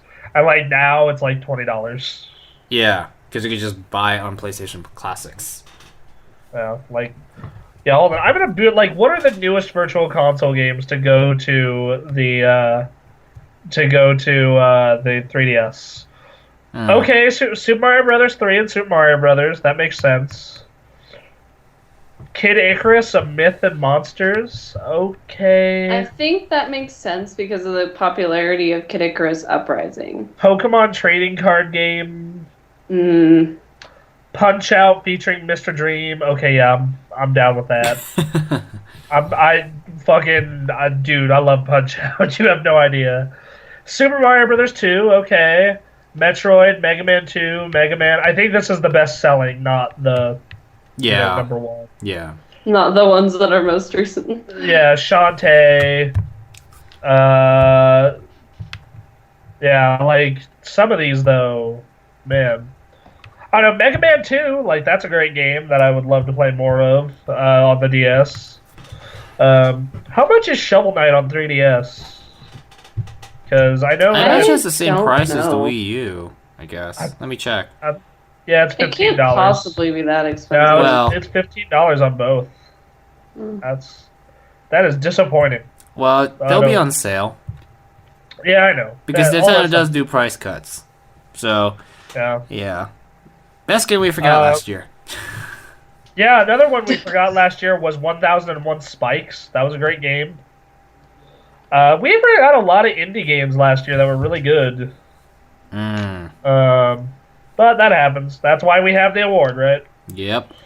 Yeah, hold on. I'm going to try and find the most recent Virtual Console games. Oh, yeah. So guess what? On Wii U, guess what everyone's New Year's gift... Well, not gift. New Year's game was? Pokemon Pinball Ruby and Sapphire. That was the New Year's release for Wii U. Oh, okay. Yeah. What? On New Year's, Nintendo, the one thing Nintendo put out in the eShop was Pokemon Pinball Ruby and Sapphire. So that's okay. Yeah. One thing I can say that I'm very happy about is Majora's Mask 3D. Oh yeah. That's gonna be awesome. Like, the moon even looks more horrifying, which I didn't think was possible. Yes, but Fierce Link will look even better now. As you take out that creepy thingy that tried to send the moon crashing down into it. You know, like, Majora's Mask is, like, really interesting when you think about it, because it isn't like the usual Zelda game where, oh no, Ganondorf is back somehow, and Princess Zelda's in trouble somewhere. No, well, in this case, you're not saving a princess, you're basically stopping the moon from obliterating an entire town. Mm-hmm. The more I think about what are my favorite Zeldas, it's the two weird ones, which are, Wind Waker and Majora's Mask. Like, the more I sit and think about it. It's like, for me, the ones are like, my favorite one ever is like a giant Lord of the Rings styled kind of game, which makes sense because I love that kind of stuff. And Skyward Sword, which is kind of like the awkward one, which I can't really figure out where to put it. Maybe it's kind of like it's more like, yeah, I know, it has like dungeon design, all that kind of stuff that's, it's the Ocarina of Time type of dungeon design, but... Okay, guys, I figured out how to sort it by what was the most recent. Alright, here are the most recent eShop games for 3DS. The Adventures of Lolo. What? Oh, bad. Bionic Commando Elite Forces. Okay. Super Mario Bros. Deluxe. Okay. Okay. Harvest Moon 3 Game Boy Color Edition. They had a Game Boy Color edition of Harvest Moon? Yep. Oh my god. Mighty It was a Harvest Final... Moon at E3, and it was its own spot. It was this... I took a picture by the giant cow. Yeah. Harvest Moon's my favorite thing in the world. I don't even give a shit. You would have liked being at that E3 because they had an entire spot reserved just for Harvest Moon. Granted, it was like the only game that no company one made. was there. Like I would have been there. I'm a lone fan. Yay, blue feathers! Let's go get married. I went there because I was like, I wanted to play as many games as possible to write about. So I went to like all the places where there weren't lines. Mighty Final Fight. I must say, Harvest Moon's had a bad run of games though lately. Gargoyle Quest 2: The Demon of Darkness. Harvest Moon 2 Game Boy Color. Ooh, that's probably the girl version. Legend of the River King 2. It's the second one. Street Fighter 2010, The Final Fight. What? Okay. Extreme Sports. I spelled X, like extreme. The Mysterious Murasama Castle. Blaster Master. I'm almost done here, I'm sorry. These are getting super stupid. Super Dodgeball. Let's see. Okay, the portable Mega Mans. That makes sense. Oh yeah, hold on. Let me go to the next page. Let's see if there's any other golden titles here. Oh, Anthony, we need to bring back that Clue Land. Oh boy. Oh wait, that's the NES game. Yeah, I know what it is. It had that awesome song in Brawl. Loved it. Adventure Island 2 and Renegade. Those are actually alright games. Life Force.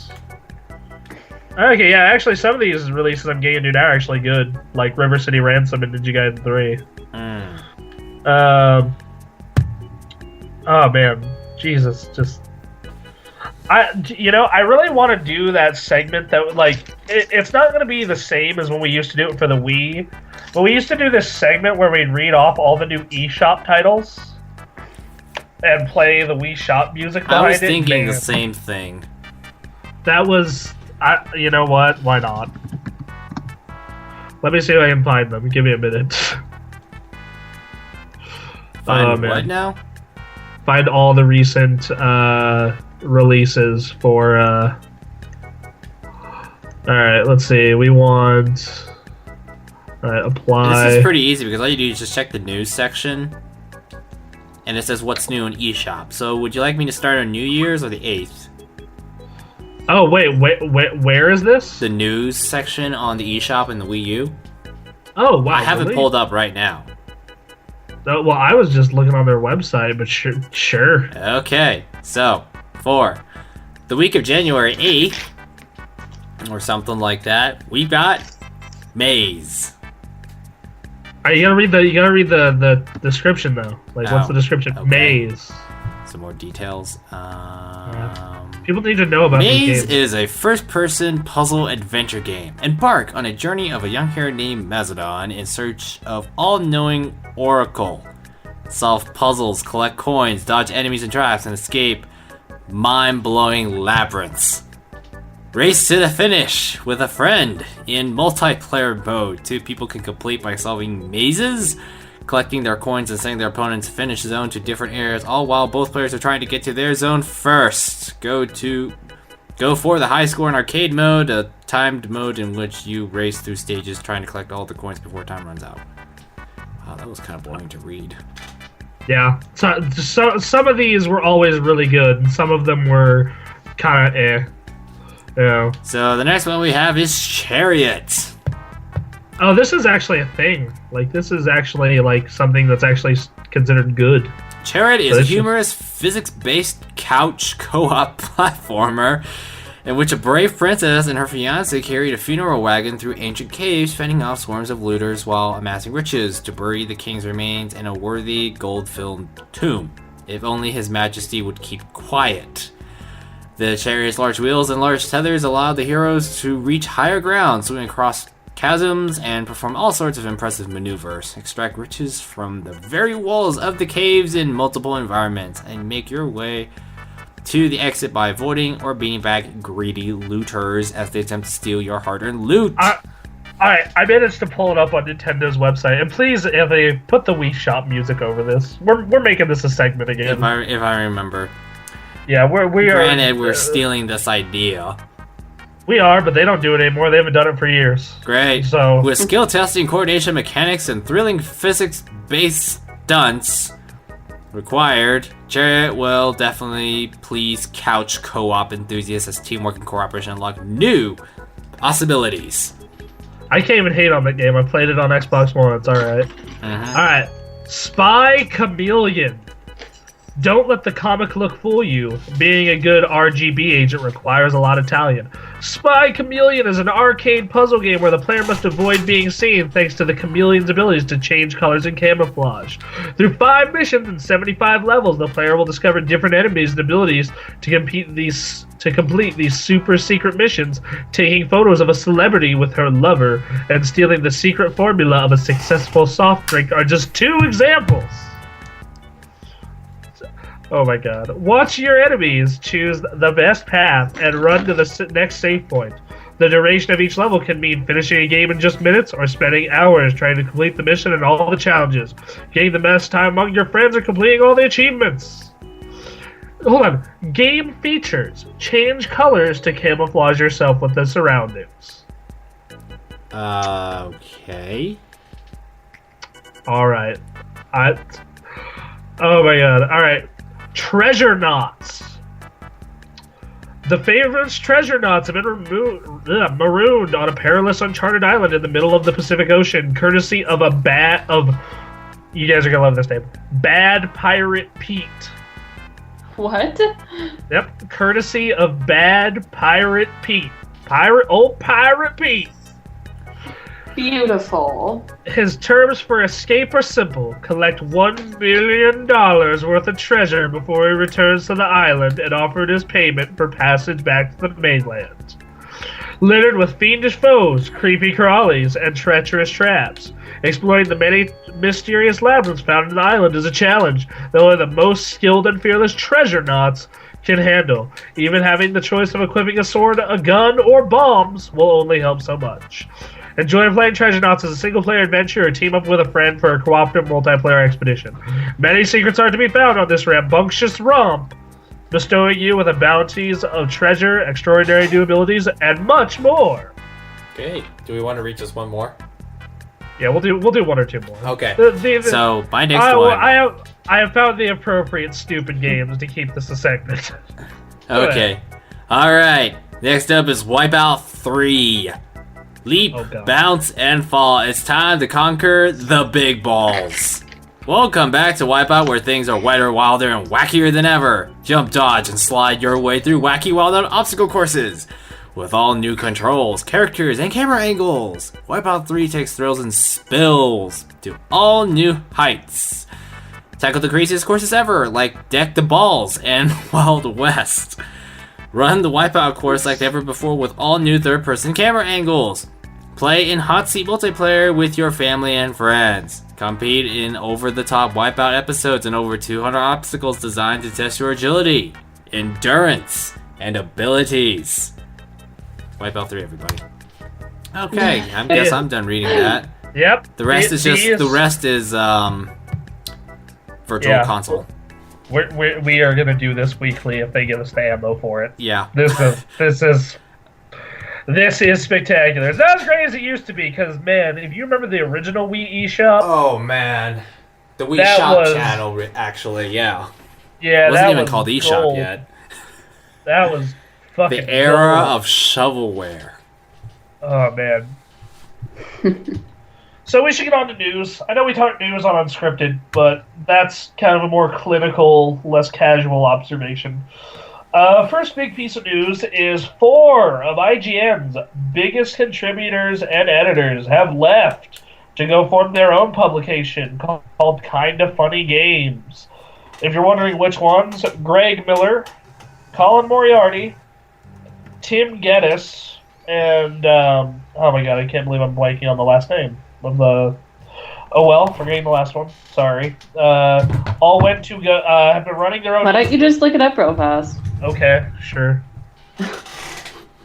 All right, going to their website now.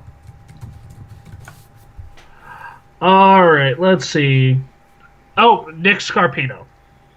Okay, so Nick Scarpino, Tim Geddes, Colin Moriarty, and Greg Miller have all they have been running a very successful YouTube channel, not about games, and decided that they would decide to make less money, but do what they want to do by running their own website. Called Kinda Funny Games, and they're doing unboxings, all kinds of video stuff.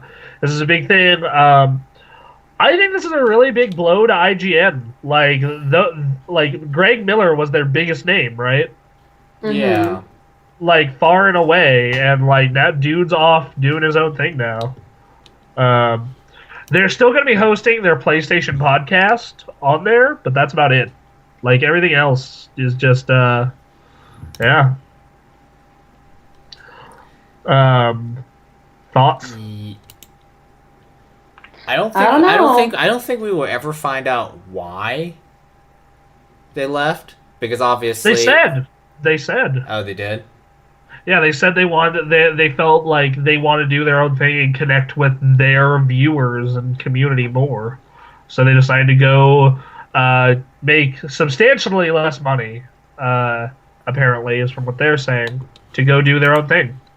So, first off, talking about like if any of the reasons involved whatever the company did, they would never say it, because I imagine they would get in serious trouble for like slander or libel slander. I think they call it. I mean, they have said it wasn't anything IGN did. Like they even said like, no, we had great careers at IGN and they allowed us to grow and whatnot. But they just wanted to do their own thing. There's no big deal. Yeah, like there's nothing behind it. It seems like it just seems like, oh hey, we can do this thing we enjoy doing more, and we would like.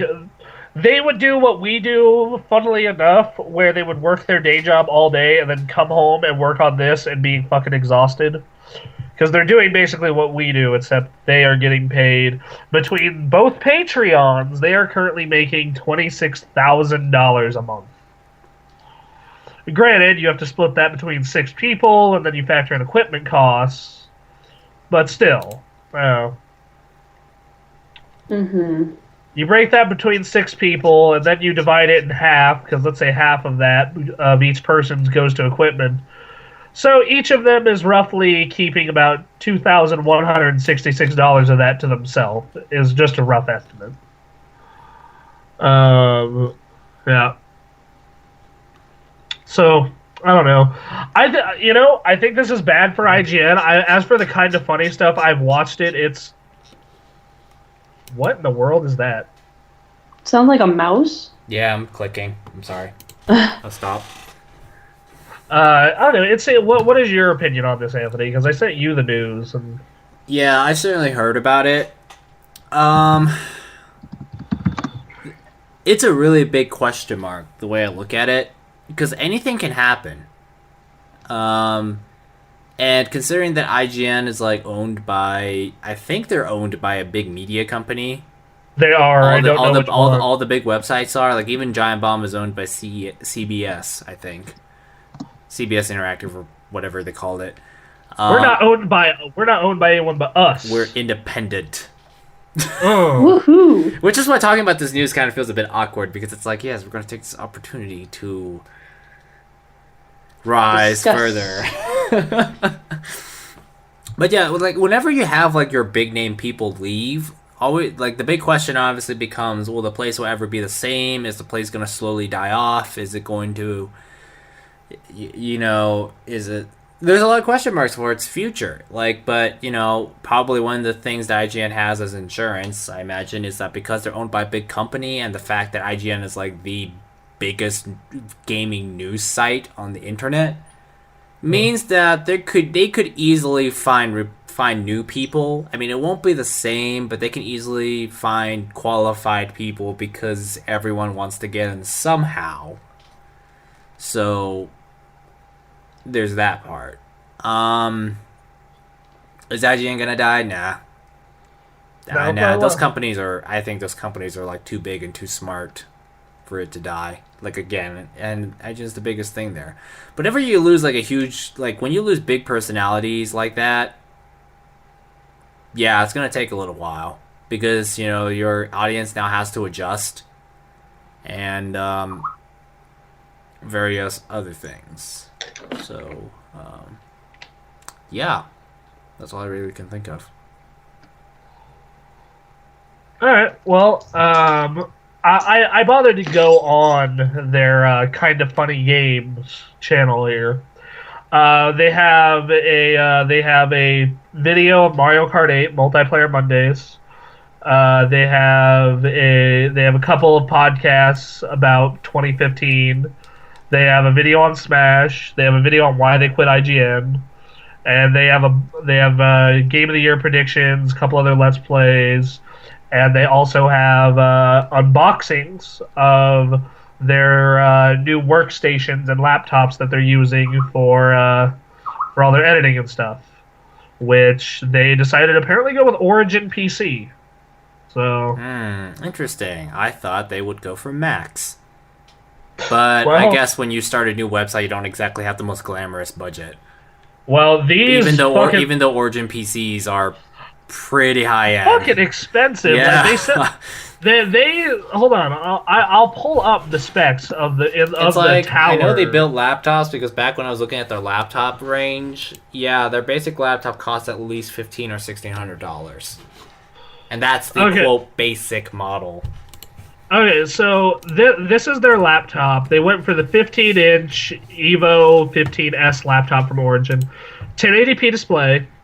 An NVIDIA GeForce GTX 970M 6GB, Intel i7 4710HQ quad-core at 2.5 GHz, 16 gigs of RAM, two 128 gig SATA SSDs, a 1 terabyte 7200 RPM hard drive, running off Windows 8, and a Sound Blaster Cinema 2 sound card.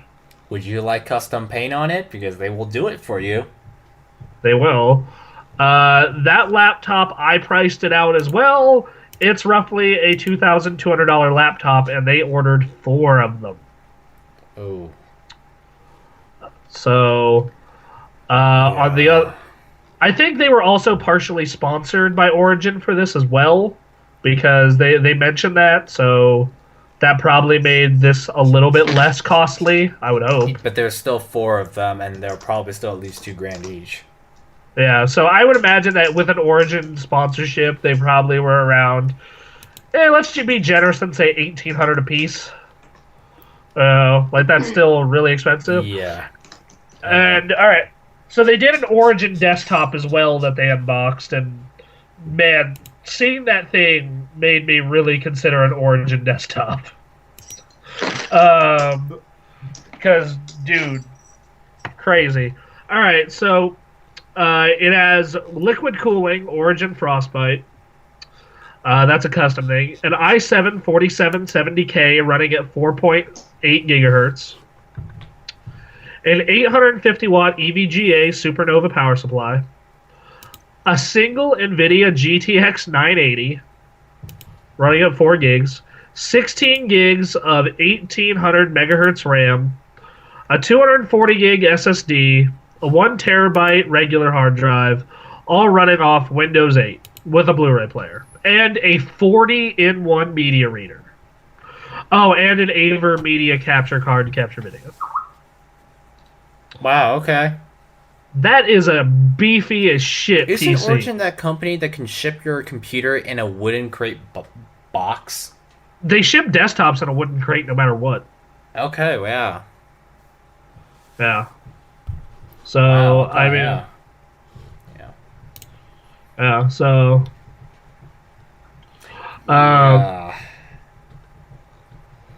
So... So yeah, I first off, that is some damn beefy hardware. I mean, I would say that punks everyone on our staff's computers, correct? Yeah. Yeah, like Well, I like, think. Well, I what- mean, as if it's that difficult. It's like Well, I don't know. some Anthony and I have bits, some bits of my laptop can match theirs. Like I have a 4710 HQ, so that Yeah, could same- match same theirs. here. I have But a of course, as a 4710. well-rounded laptop, it's like their 970s are going to completely blast my 840 to pieces and more. my 765 is better than your 840, and By that a- fucking 97 Yeah. and that fucking 970 fucking blows my card out of the wild. Because isn't the desktop equivalent of a 970 like a 680? I'd say like a 670. Yeah, that. Well, I Yeah. mean, the desktop equivalent of mine is a 650 Ti. What's the desktop equivalent of yours? On my laptop, it's Yeah. certainly not a 550 Ti. It's probably more like 740 or 730. It's not very. Yeah, so- It's not very good. Yeah, it's not very good. It has like half the performance of my 550 Ti, or maybe worse than that, even. Hey, so Anthony, I want your opinion. I have my tax return coming up, and I've pretty much lowered it down to I'm either going to build a computer or replace my television. What do you think I should go with? Replace the television. You have a really good computer. I think you should replace your television. Yeah. Yeah. That TV is going to last you for a really long time. Because the computer, true. I mean, you've got your laptop, and that Alienware isn't even a year old yet. No, it is a year old. It just is. hit a- Yeah, it's a like, year why build a new 3 months. computer only to retire your That's- laptop to not be used because your computer is going to eat up your desk and you sit at your desk anyways? That's Yes, let's true. buy a I new don't- laptop to just retire it after a year. That's No, just not very smart. Well, yeah, not only that, but like it still runs games well. It's Yes. just it. I realize after this is going to probably be the last year where that's the case. Like looking at the specs of upcoming I know, games but on still. the PC. I know, Yeah. but still, it's like a case of, it's like, dude, your laptop is still new and it's only a year old. Not to mention it's Yeah. it's still up to date. Why would you want to just use your desktop, build a desktop, only to not use your new laptop anymore? Yeah. I mean, it's like you have your newish computer that you spent a shit ton of money on and definitely should not retire. Let's buy after a another year. new computer. And then it's like the difference between like if I were to say should I replace my computer or get a new TV, You would absolutely replace your computer. it's like And, I need to replace my computer. My computer is going to be 5 years old this year. Yeah, my TV is having its 7th birthday this year. Speaking of which, Uh, my laptop that died over the last summer, and I had to like buy my new laptop like 6 months early. Yeah. It is super dead, like dead. Like I found a person who would try to fix it for me, and his suspicion was that the soldering on the North Bridge or graphics chip thingy would kind of come a bit loose, like Red Ring of Death Xbox 360 style. So, the trick to that is to take a heat gun and properly apply the heat and resolder the board, and it should work again. Well, he tried that, and even that didn't work. So the laptop was just so dead now. It's just scrap parts. So that's how it died. That laptop, which has sat in Bronson's bedroom in 90-degree heat every week, every summer for 3 years. That's Man. so. Yeah, I'm definitely leaning towards replacing the television though. The Like television, that- I think, is more important because I look at it and I'm like, dude, if you put a TV there, you're just going to stare at it all day. That's true. Like this TV. I feel like you it will is- get a lot more from a new TV than a Yeah. new computer because your laptop's already pretty beast It's pretty- as it is. Yeah, like like I realize, and plus, by the time that this thing stops running games well, I will probably have the funds to build another PC. Yeah. So So I'd say we That- have the computer. Buy a TV. yeah. TV. Like TV. I'll have my Xbox One hooked to it. Yeah. And they're gonna watch some sports. Maybe play Call of Duty Maybe play Call of Duty once a year. for the review. For the review, yes. But yeah. So okay. I probably should check out the Kind of Funny website. Kind of Funny It- Games website. It's a YouTube channel, but yeah, they have two. There's Kinda Funny, which is comics, movies, and other stuff. And they have Kinda Funny games. Both of them are really good. I like their stuff. Like they're definitely on my list of stuff I follow now. And now I can stop following IGN. Great. They're just like, to me, it's just like, what's the news? That's the news. I don't okay. like. I don't even go to them for that. Like I go to Giant Bomb for that. Like that's. Like that's. I don't even need to go there for that. I'm glad I can get IGN out of my life. Yeah, a lot of websites change. A lot of them do, for many reasons. Well, I mean, Sometimes the change is like, obviously when you have 4 of your biggest people leave, that's a huge change. Well, let's put this in perspective. Let's say that our site continues to grow and grows to a point where it's like even half of an IGN. Like, imagine if at that point you and I and Nick go left to make something else. I don't want to think that. Like, think about that. That is like some whacked alternate dimension you just came up with there. Like, think about that. Just like, let's say we get bought by like Fox and fucking like, we're just like, well, we want to go do our own thing, and just then like, oh man, that is actually kind of frightening because that means our senior staff at that point would be John and Brennan. If they stay. That's terrifying. If they stay. Oh god. Yeah. But let's not think about that. Let's think happy memories and good futures, right? Right? Yeah. Right. Well, yeah, we're gonna have a good year. I have a feeling about it. Like this last meeting we had turned out spectacular. Pretty nice. Yeah, like those of you who are watching our stuff and listening to this podcast, get ready for a really good year. We have set up a plan and a schedule for the year that is it is going to blow every other year of TGA out of the water, especially with all the talent that we have now. Hell yeah. Yeah, like I mean, we've had really good years when it was just Nick, Anthony, and I, with occasional spouts of Aaron, but like. With the amount of talent we have now, there's no reason that we shouldn't have the best year we've ever had. Absolutely none. Yeah. So going on, yeah, like I think it's a good move on their part. Like if they don't want to be under the thumb of a corporate entity and want to be, because at this level. And at the independent level, it is a lot easier to connect with your fans and talk to your fans. Like I have some of our fans as friends on Facebook. Nice. And I will sometimes play games with them. Like I will routinely log onto my PS4 and there'll be people who watch our shows be like, "Hey, come play this with us." And that's really cool. And then Solid Kratos made like Kyrie a pitcher recently, that was really awesome, and and it's only growing. Like Anthony, what are we up to? Like 900,000 a month? I don't know. Let me check that number. Yeah, it's nuts. But we had like 67,000 of you guys like watching our top 10 list for Game of the Year. I think that's like the biggest number we ever have. People. That's like the biggest number by far we've ever had, honestly. Yeah, funny fact, so about 45,000 people watched each of our individual top 10s. But, even though Nick isn't really, he's kind of a bit busier now. Obviously people care more about him because he got like 61,000. Of course. Yeah. How did they rank? What was the rank from first to Well, last? It's kind of hard because everyone was around 40,000. Was what I saw. Me, you, Tori, and Stephanie, and John, and Bretman, all of us were around like 45,000. Nick was at 61.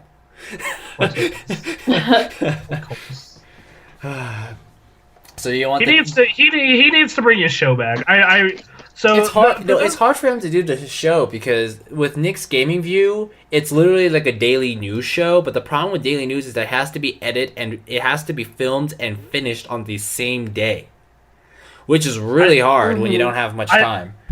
I think he needs to switch it to a weekly show. versus Well, a daily. weekly. But Well, the problem with weekly news is that unlike with unscripted, where we like elaborate and talk about it, when he does a show like that with bits of commentary, it has to go up the same day as the news itself. So, and for those of you wondering what Nick does on the site now, he handles literally the entire business end and some of the PR. Like the way we split the workload is, of course, Tori and Bremen are the art. Hell yeah. Because, those two and Stephanie are the only artists. Durr. Everyone writes at some point. Which, okay. The primary writers are probably John and I, would you say, Anthony? Yeah. Yeah. Like the way, this is kind of like the way I see it currently. It's like Nick's obviously for us is at the top. Me and Stephanie are the video editors. You and John are the writers. Tori and Bremen are the artists, and Kyrie's her own show. Yeah. So yeah, that's how it's currently set up right now, I think. Yeah, and then. But we all have multiple jobs. Like, I know you handle the entire back end, and Nick handles all the business and part of the PR, and then I handle the other half of the PR, which, So, you want some view numbers. Would you like last month's view number? What is last month's view number? From December 1st to 30th of 2014, we barely went over 1 million. Goal for the year accomplished. Best month we ever had, actually. It's pretty sweet.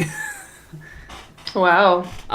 And I am not joking when I say this. When we had like 40,000 people watching each personal top 10, that was more than any interview we delivered from E3.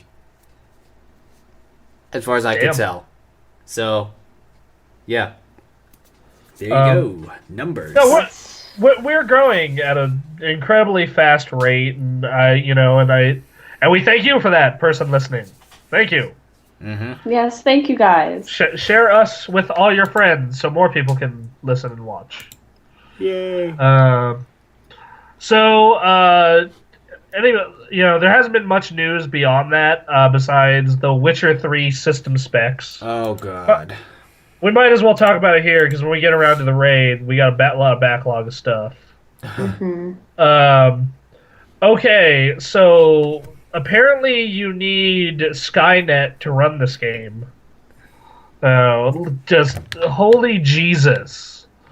What was the minimum graphics card for that damn game? It was like you need like a 660 or something. Yeah, you need like a 660. Because I know my graphics card cannot run that game, even on minimum settings.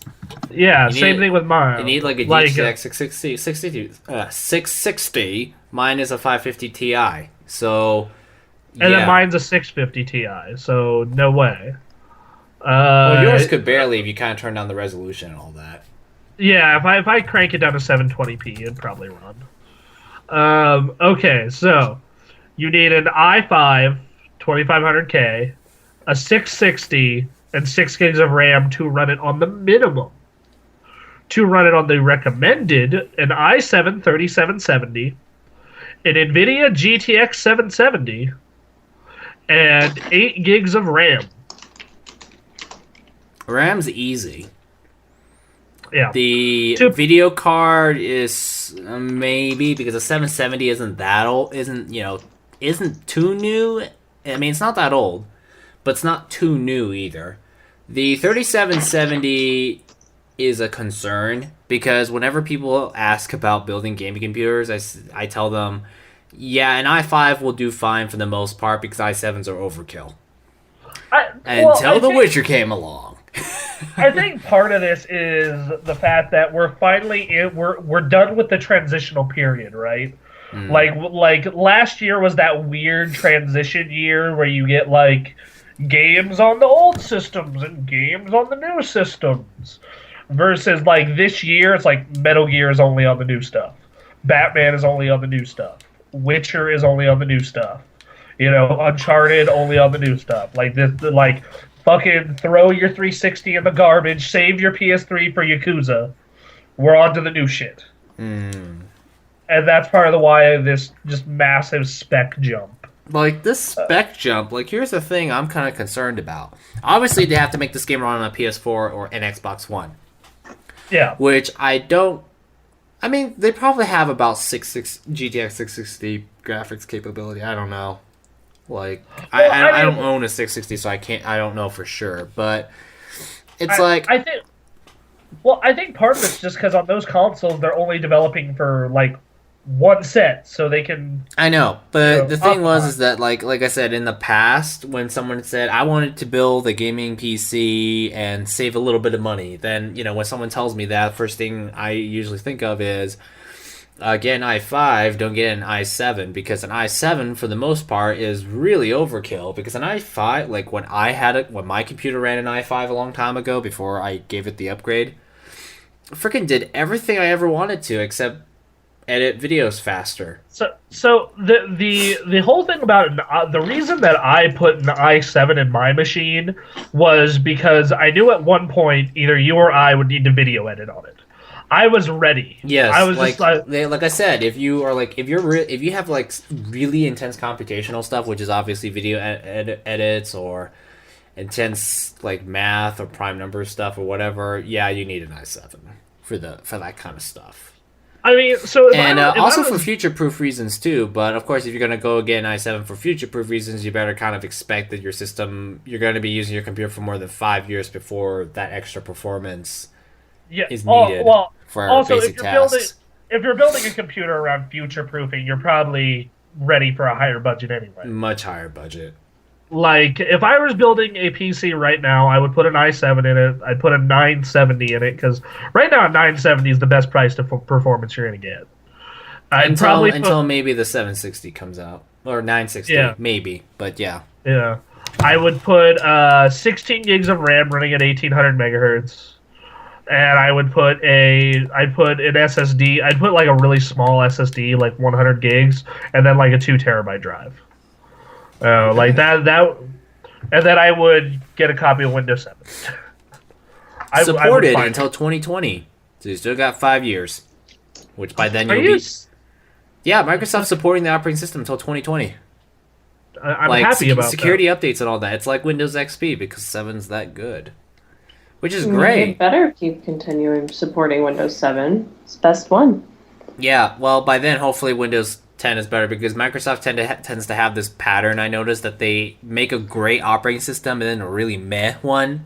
Great meh. Like, you think about it, Windows ME was complete garbage. Windows XP was good at the time, but then it had a lot of security problems. Vista was absolutely, I mean, if once you shut up everything, it's barely okay. 7's awesome. Terrible. 8.1, 8 and 8.1 are kind of, they're meh. And then, if that pattern continues, 10 is coming, and it should be the good one. Yeah, because they do that every other... I mean... every other one's good. Yeah. I mean, it's just like 7 is actually Windows Vista, but fixed. I mean, like 7 and Vista have a lot in common. It just runs a lot better, and it has a lot more streamless stuff, and is a lot less annoying. But yeah, 7's pretty awesome. 8.1, I use an 8.1 computer laptop because obviously I kind of had to buy a laptop, so it comes with 8. 8.1's okay. You kind of have to get used to it though, because obviously it doesn't have your precious treasured start menu, but I kind of like the start screen once you set it up the way you want it to. And there's something about pushing the Windows button and then clicking your program you want, it's right there. It's pretty awesome. But what I don't like is how they tried to appify the operating system. It just becomes this awkward mix between 7 and apps. It's just a little weird that way. But that's my opinion of 8.1. Runs the same as 7, so that's good. Similar performance and all. But, yeah. So we were talking about laptops? Yeah, we were talking about the specs for which. But Windows 7 is going to go until 2020. Or at least they're going to give you security updates until 2020. So, 5 years, that's a long time. Do you know what happened 5 years ago? It was 2010. The start of a new decade. We're in the middle of the 2010 decade now. Anthony, I feel so fucking old. Guess what? This year is the Xbox 360's 10th birthday. Fuck, dude. Like last year when I was like, you want to know another no? This is a moment that I should probably save for the raid, but I was playing Warlords of Draenor the other day, and when you start to click with a guild, you get to know each other personally, you get to know about their personal lives, and there was this 16-year-old in the guild asking for life advice on like romance and school and shit, and like everyone that is in their 20s like me is giving him life advice. And then I flash back to me as that 15-year-old. I'm like, it's a cycle. It is a cycle. Cycle. It is a cycle. Like, because I was that 15-year-old, 16-year-old kid when this game first came out 10 years ago. Oh, man. Oh, my God. Freaking when the 360 came out, Bronson and I were in middle school. Because I remember, like, when I sat in, like, class, you came in and were just like, dude, the 360 is the most awesome thing ever. Yeah, no, just like you and like one other person would just like just came in, were stoked that the 360 was the greatest thing ever. Of course, this was before it started breaking 8 times, but yeah. Quinn and I were so fucking excited for the 360 when it was coming out. Like, I remember like I was working for my dad part time at the time, and he would also. He said, hey, if you want to make your own money, I'll loan you, like, the lawnmower if you want to go mow people's lawns and shit. And, like, every week I'd go around mowing my neighbor's lawns for $10 a lawn. And I lived out over in this area where the lawns were not super huge. So it was actually just really good money for the amount of work I was doing. And I ended up making, like, $1,000 that summer. And I spent the majority of it on this massive 360 launch bundle. Like, it was a 360, like 4 controllers, 5 games, a memory card, the hard drive for it. Like it was this really huge bundle. But it came, and I remember it came with Call of Duty, Madden, Cameo, Perfect Dark, PGR 3, and I think those were the 5. Yeah. And first off, man. Holy shit, Cameo was a surprise. Like, I thought Cameo was going to be shit. Like, I played Cameo literally because, like, oh, well, I might as well try this and get out of the way. And I ended up absolutely loving it. Like, it ended up being it's one of my favorite games of all time. Let's see, then there was Perfect Dark, which was okay. Quinn and I really liked it. Project Gotham was great. And then Madden was hilariously glitchy online. Hey, Anthony, would you like to play a game of Madden where the receivers teleport? Ooh. That would be great for your team. It was hilarious. And then Call of Duty was alright. That was before Call of Duty was really oversaturated. That was the second Call of Duty. 10 years ago, the second Call of Duty came out. Versus now, what number are we on? 1, 2, 3, 4.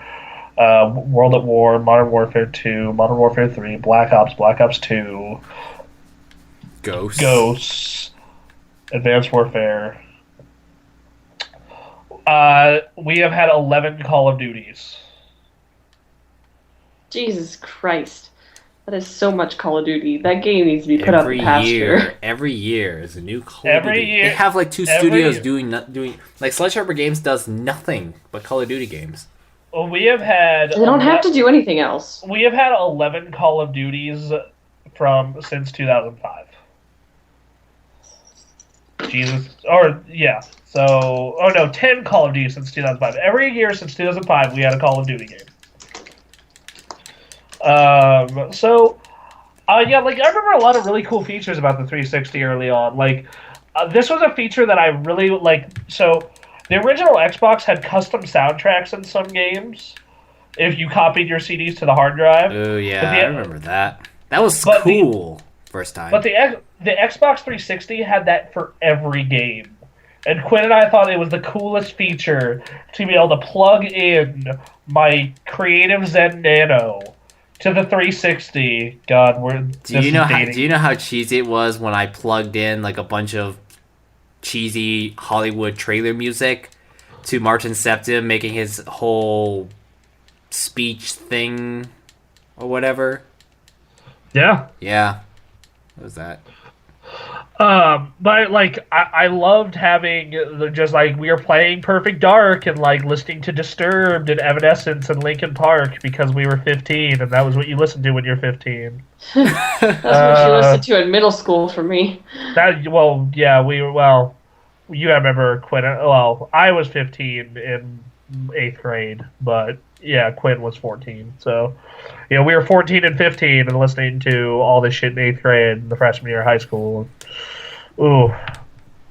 I don't know, like, that, 360 and to a lesser extent PS3, but definitely 360 felt like a real jump from Xbox and PS2.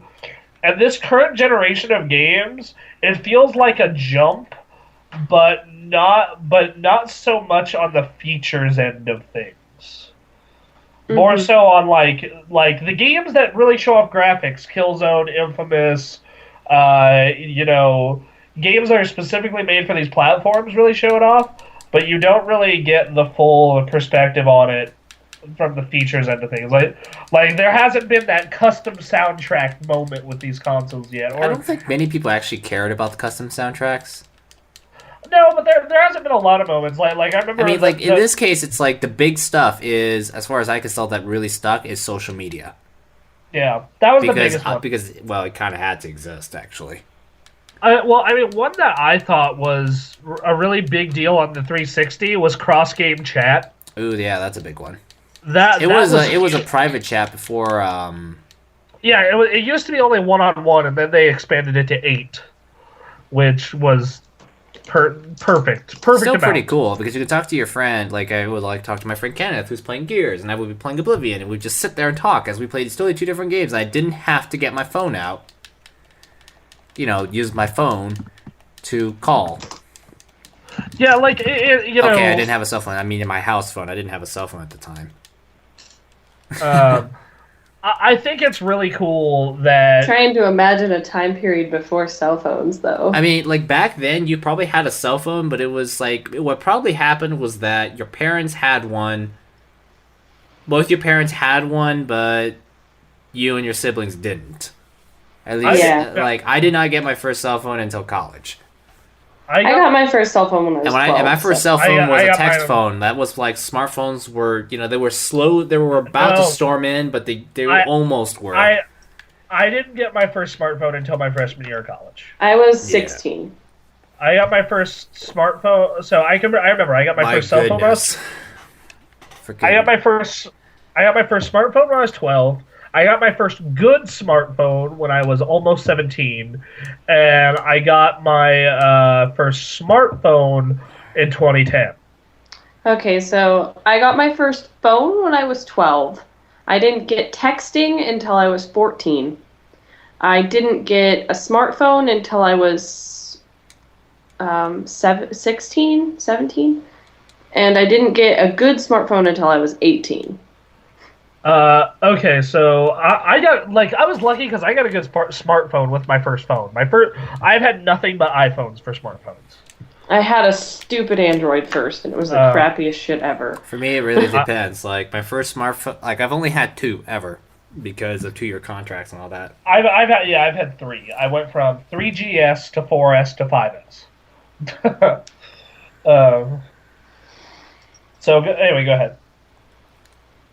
Yeah, so my first smartphone, both of them were Android. The first phone was not very good, because it stuttered like crazy. It had no memory. It was okay at first, and then for some reason, the moment I upgraded to Android 4.0, it just basically fell apart, and it just stuttered. It was slow. It had lots of problems and stuff like that.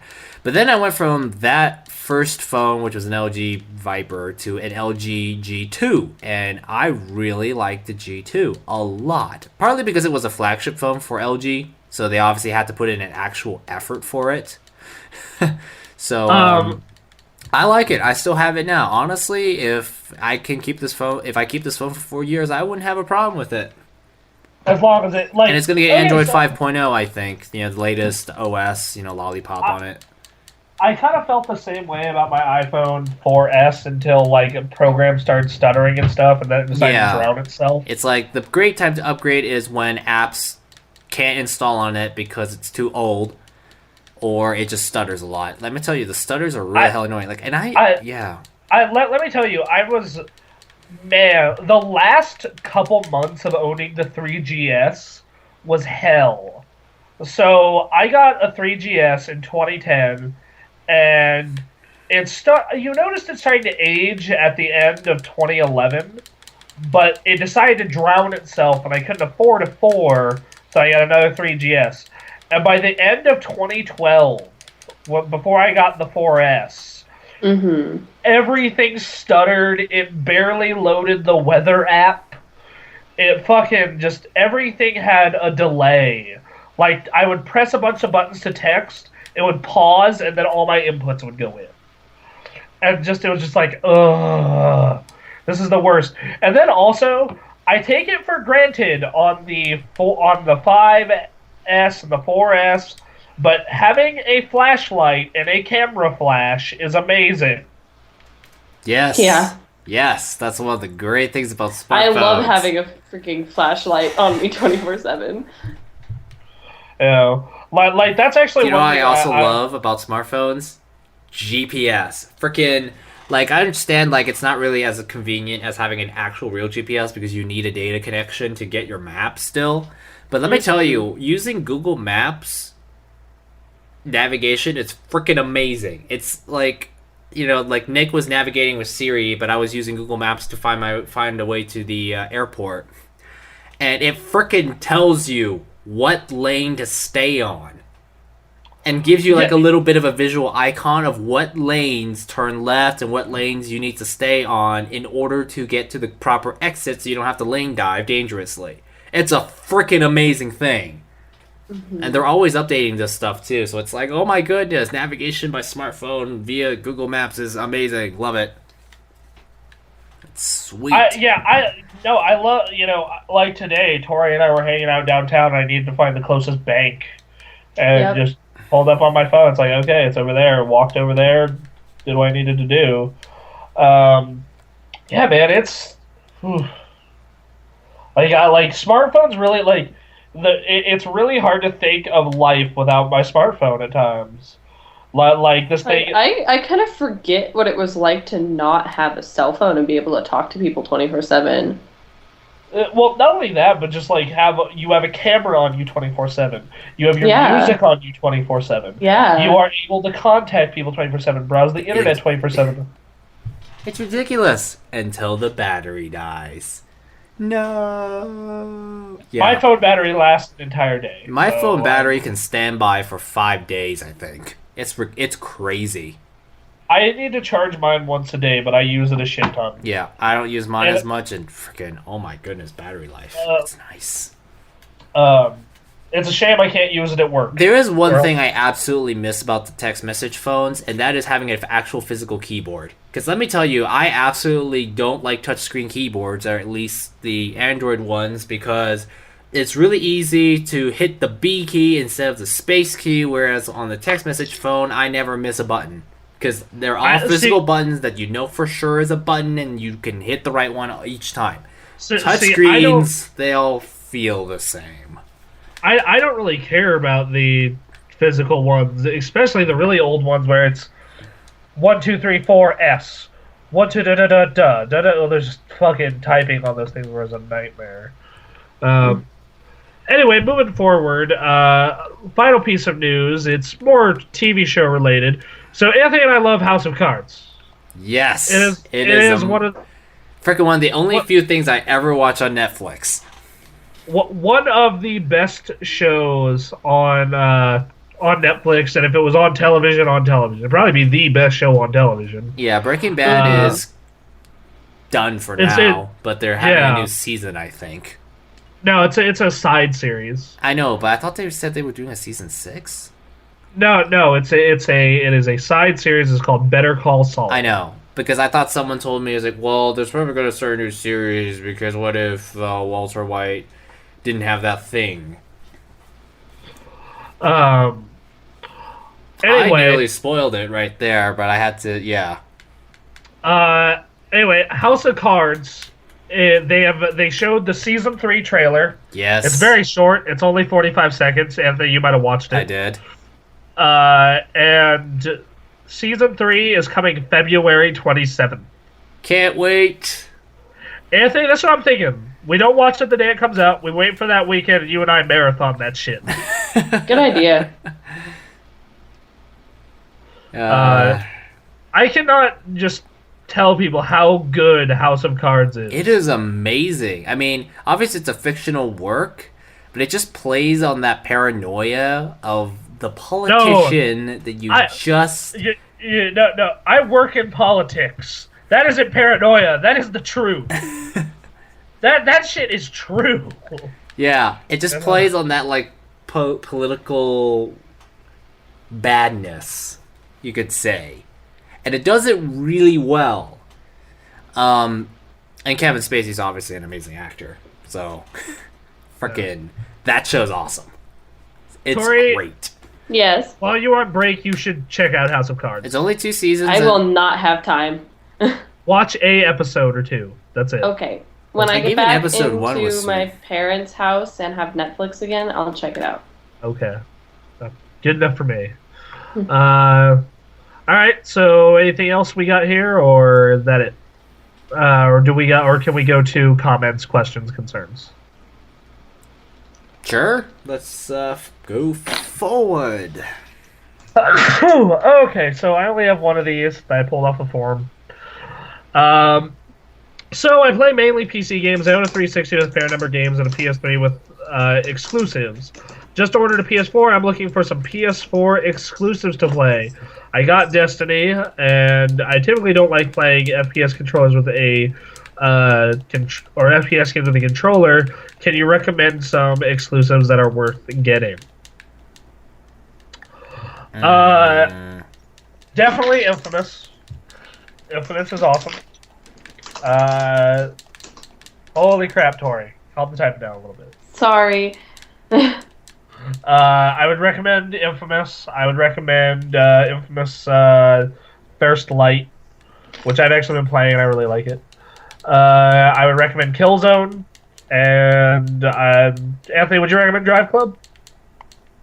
It depends.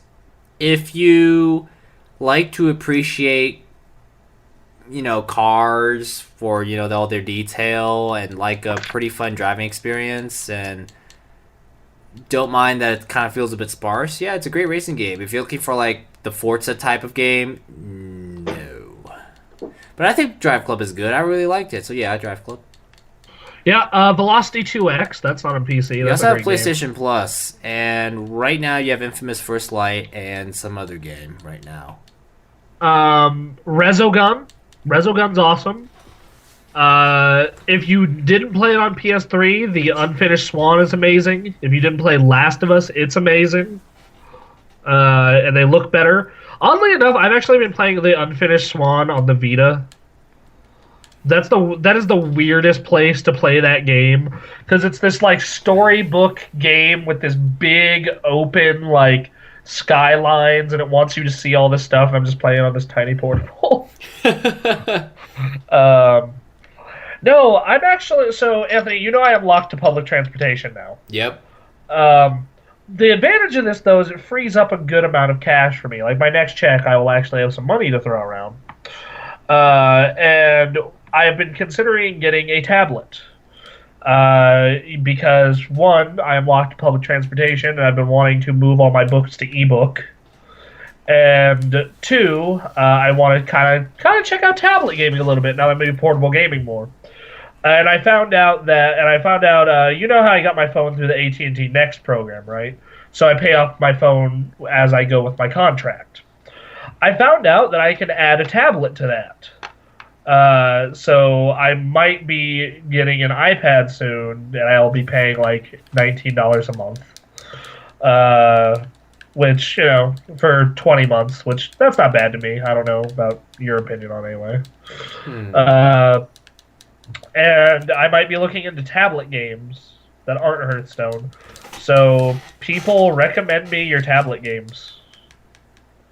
I think that's going to be hard to find. Yeah.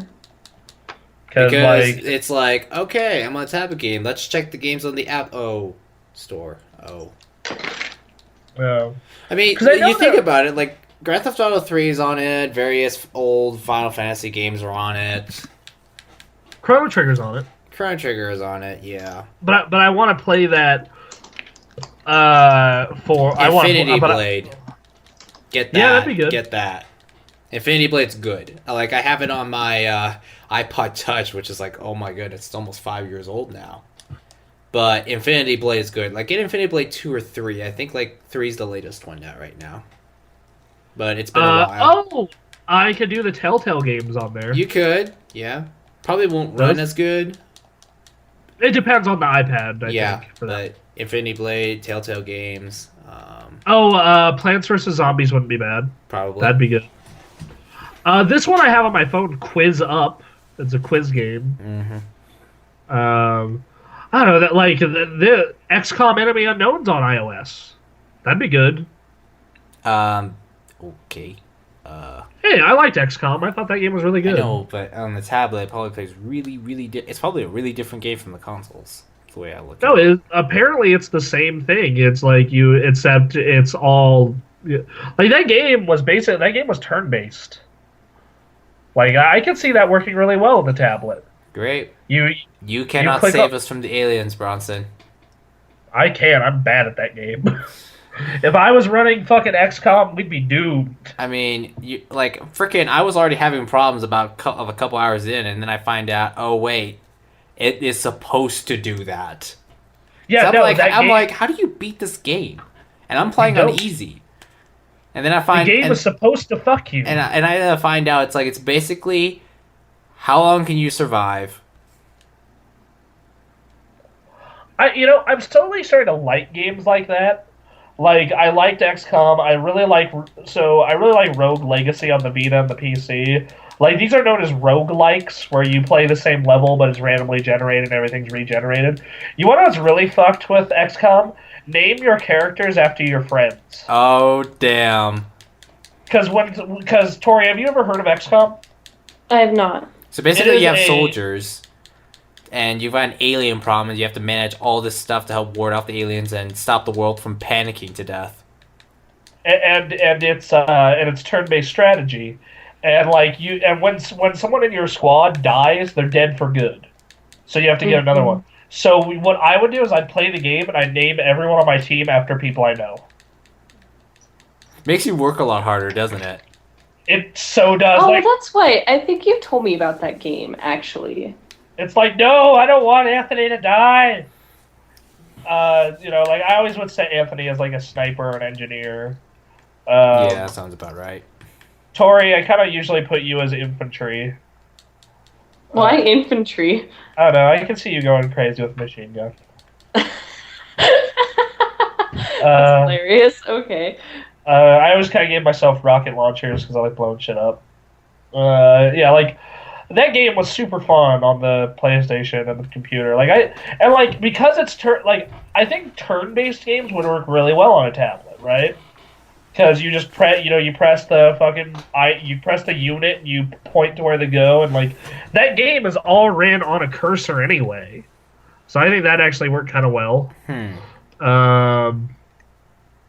Trying to think of anything else. Like you said, Infinity Blade. Oh, FTL. FTL was awesome on the PC. So that's basically, lots of games to get your friends killed. Light is great. Yeah. Yeah, games where I can murder my friends over and over and over again. Great. What's that other? I feel like there's another game you can do that with. The Sims. Valiant Heart. Oh yeah. Valiant Hearts is on the iPad, and it's actually cheaper than anywhere else, which that's neat, I guess. Yeah. That's another game where it's all puzzles and shit. I feel the iPad and tablets are best suited to anything that is turn-based or point and click. Yeah. I don't if people told me man, I'm playing this fucking amazing shooter on iPad, I wouldn't believe you. Papers, Please. That's on iPad. Have you, Anthony? You've heard of Papers, Please, right? Nope. Okay, Papers, Please is a game that came out in 2013 where you are basically a border patrol person uh, in the Soviet Russia where you have to like approve people into the country or not by looking over their paperwork. And like if you fuck up, like people or like if you do it if you do it correctly, you make money and you can feed your family. But if you fuck up, you get fired, or like your family can get murdered by the government, or they get starved to death because you fucked up and they won't pay you if you fuck up. It is a really interesting game. Like you should look up Papers, Please. Okay. I don't know.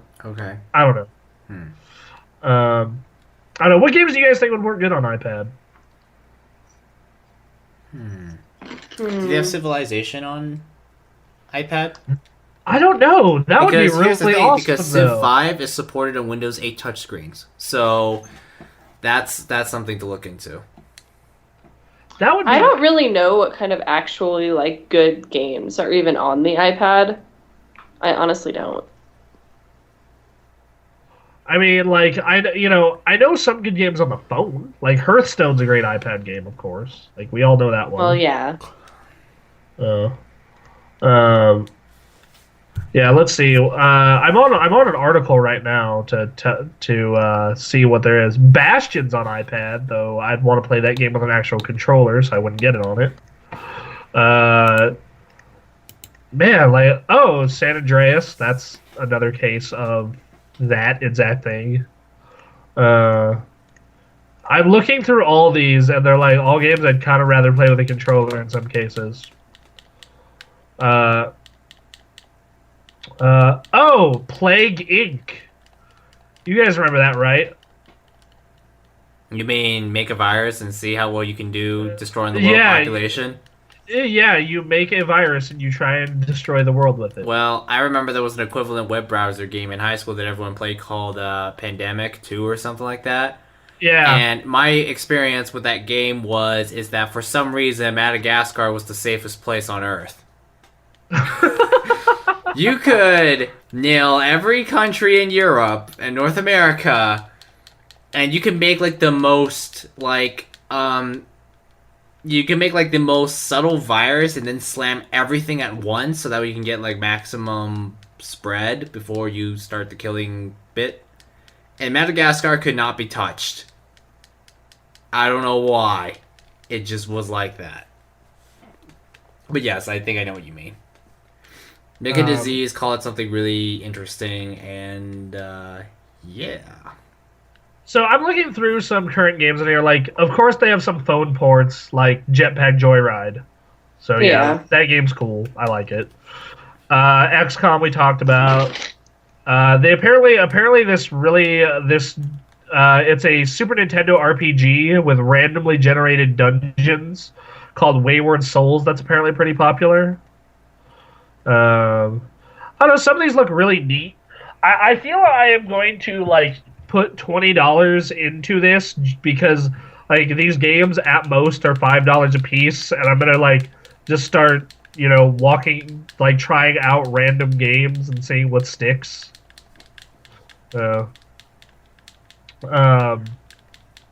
Is someone playing? Is clicking a lot? Yes, I'm playing. That's Anthony. I have been muting my typing. I am playing Injustice right now. I'm just really bad at it. Oh, okay. Yes. I was wondering. PlayStation yeah, you are. Plus. Man, you should download that new Infamous game. It's all about Fetch and her neon powers. I find them to be the most fun. See, when you said it was all about Fetch, I thought it was like, wait, oh my goodness, that would have been terrible. Wait, what? You said that it's all about Fetch, and I'm like, oh my goodness, so it's a whole game centered around the game Fetch. Great. And then I'm like, oh wait, the character Fetch. Never mind. Yeah.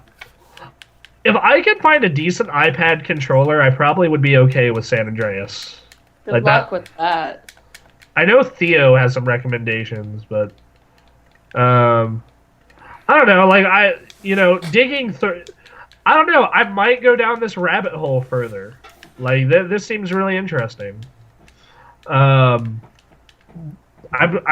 maybe I'll end up agreeing with that one Penny Arcade comic It's just like you buy your one 3DS game for $40, I'll buy my 10 phone games. We'll see who has more fun. So, okay, so next question is one that I am soliciting to us, actually. If we were to break up the TGA staff into pairs of two and have a PC team, an Xbox team, PlayStation team, a Nintendo team, who would be on what? Well, it's pretty obvious I'm on the Nintendo team.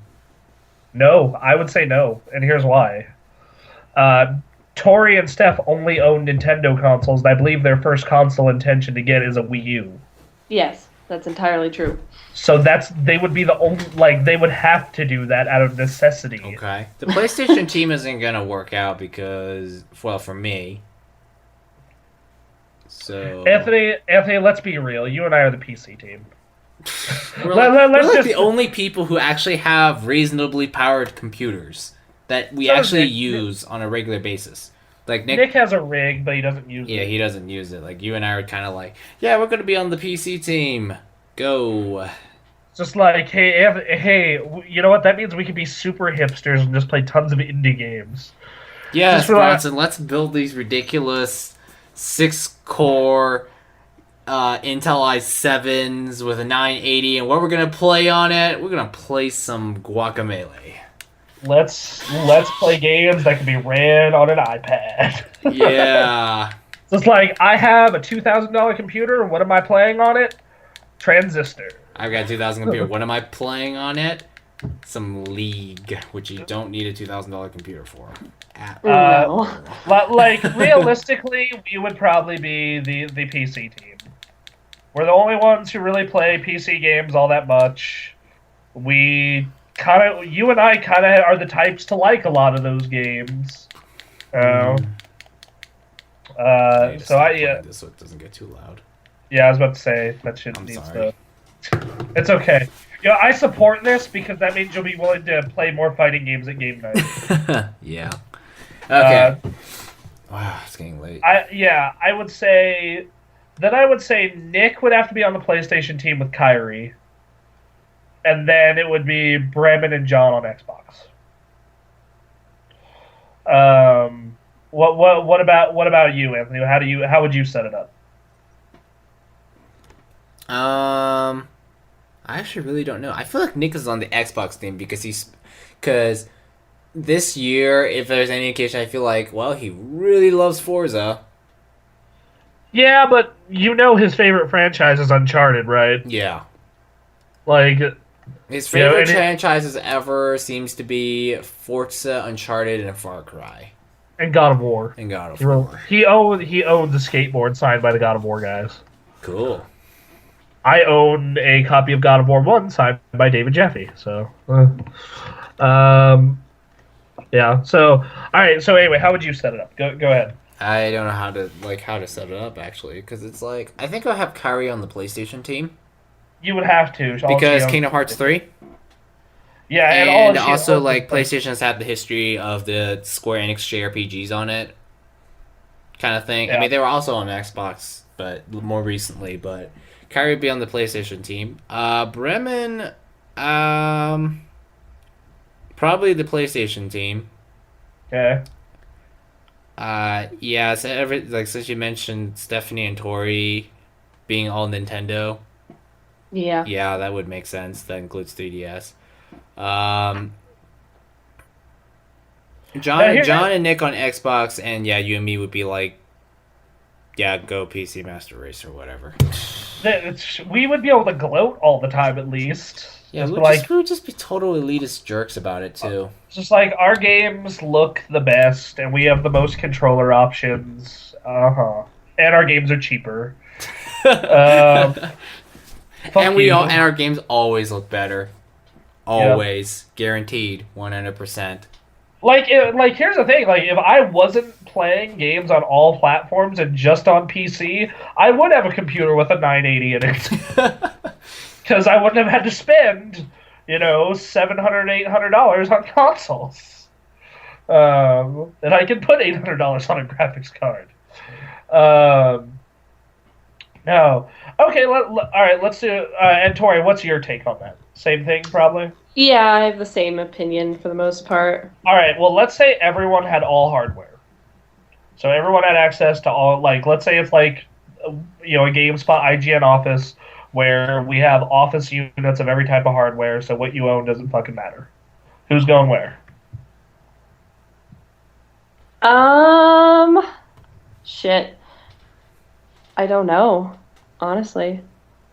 I think Steph would probably end up PC. Yeah, I was about to say that one. I think Steph would be PC. I think Anthony would be Nintendo. I think you would probably end up on Nintendo. Probably I would, yeah. So I've been an avid Nintendo fan my entire life.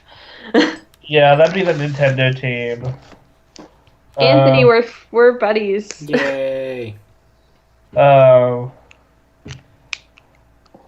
Let's see. I think Team Xbox would probably be John and I.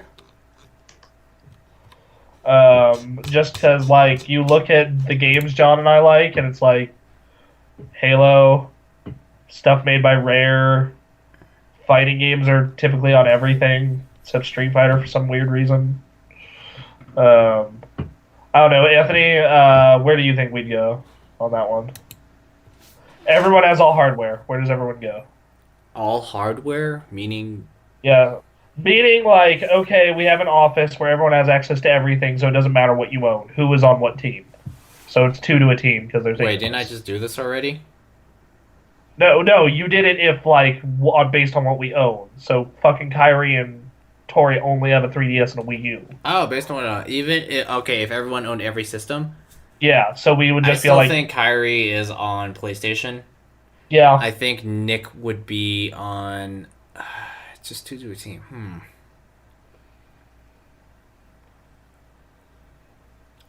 John's probably on... John and Bremen... See, I don't think Bremen or John are PC.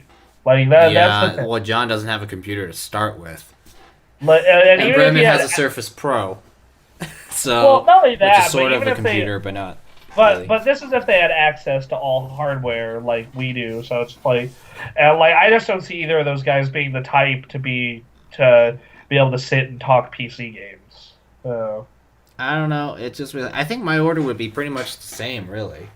The difference, order would be the same, except maybe put Stephanie on PC and I'm on Nintendo.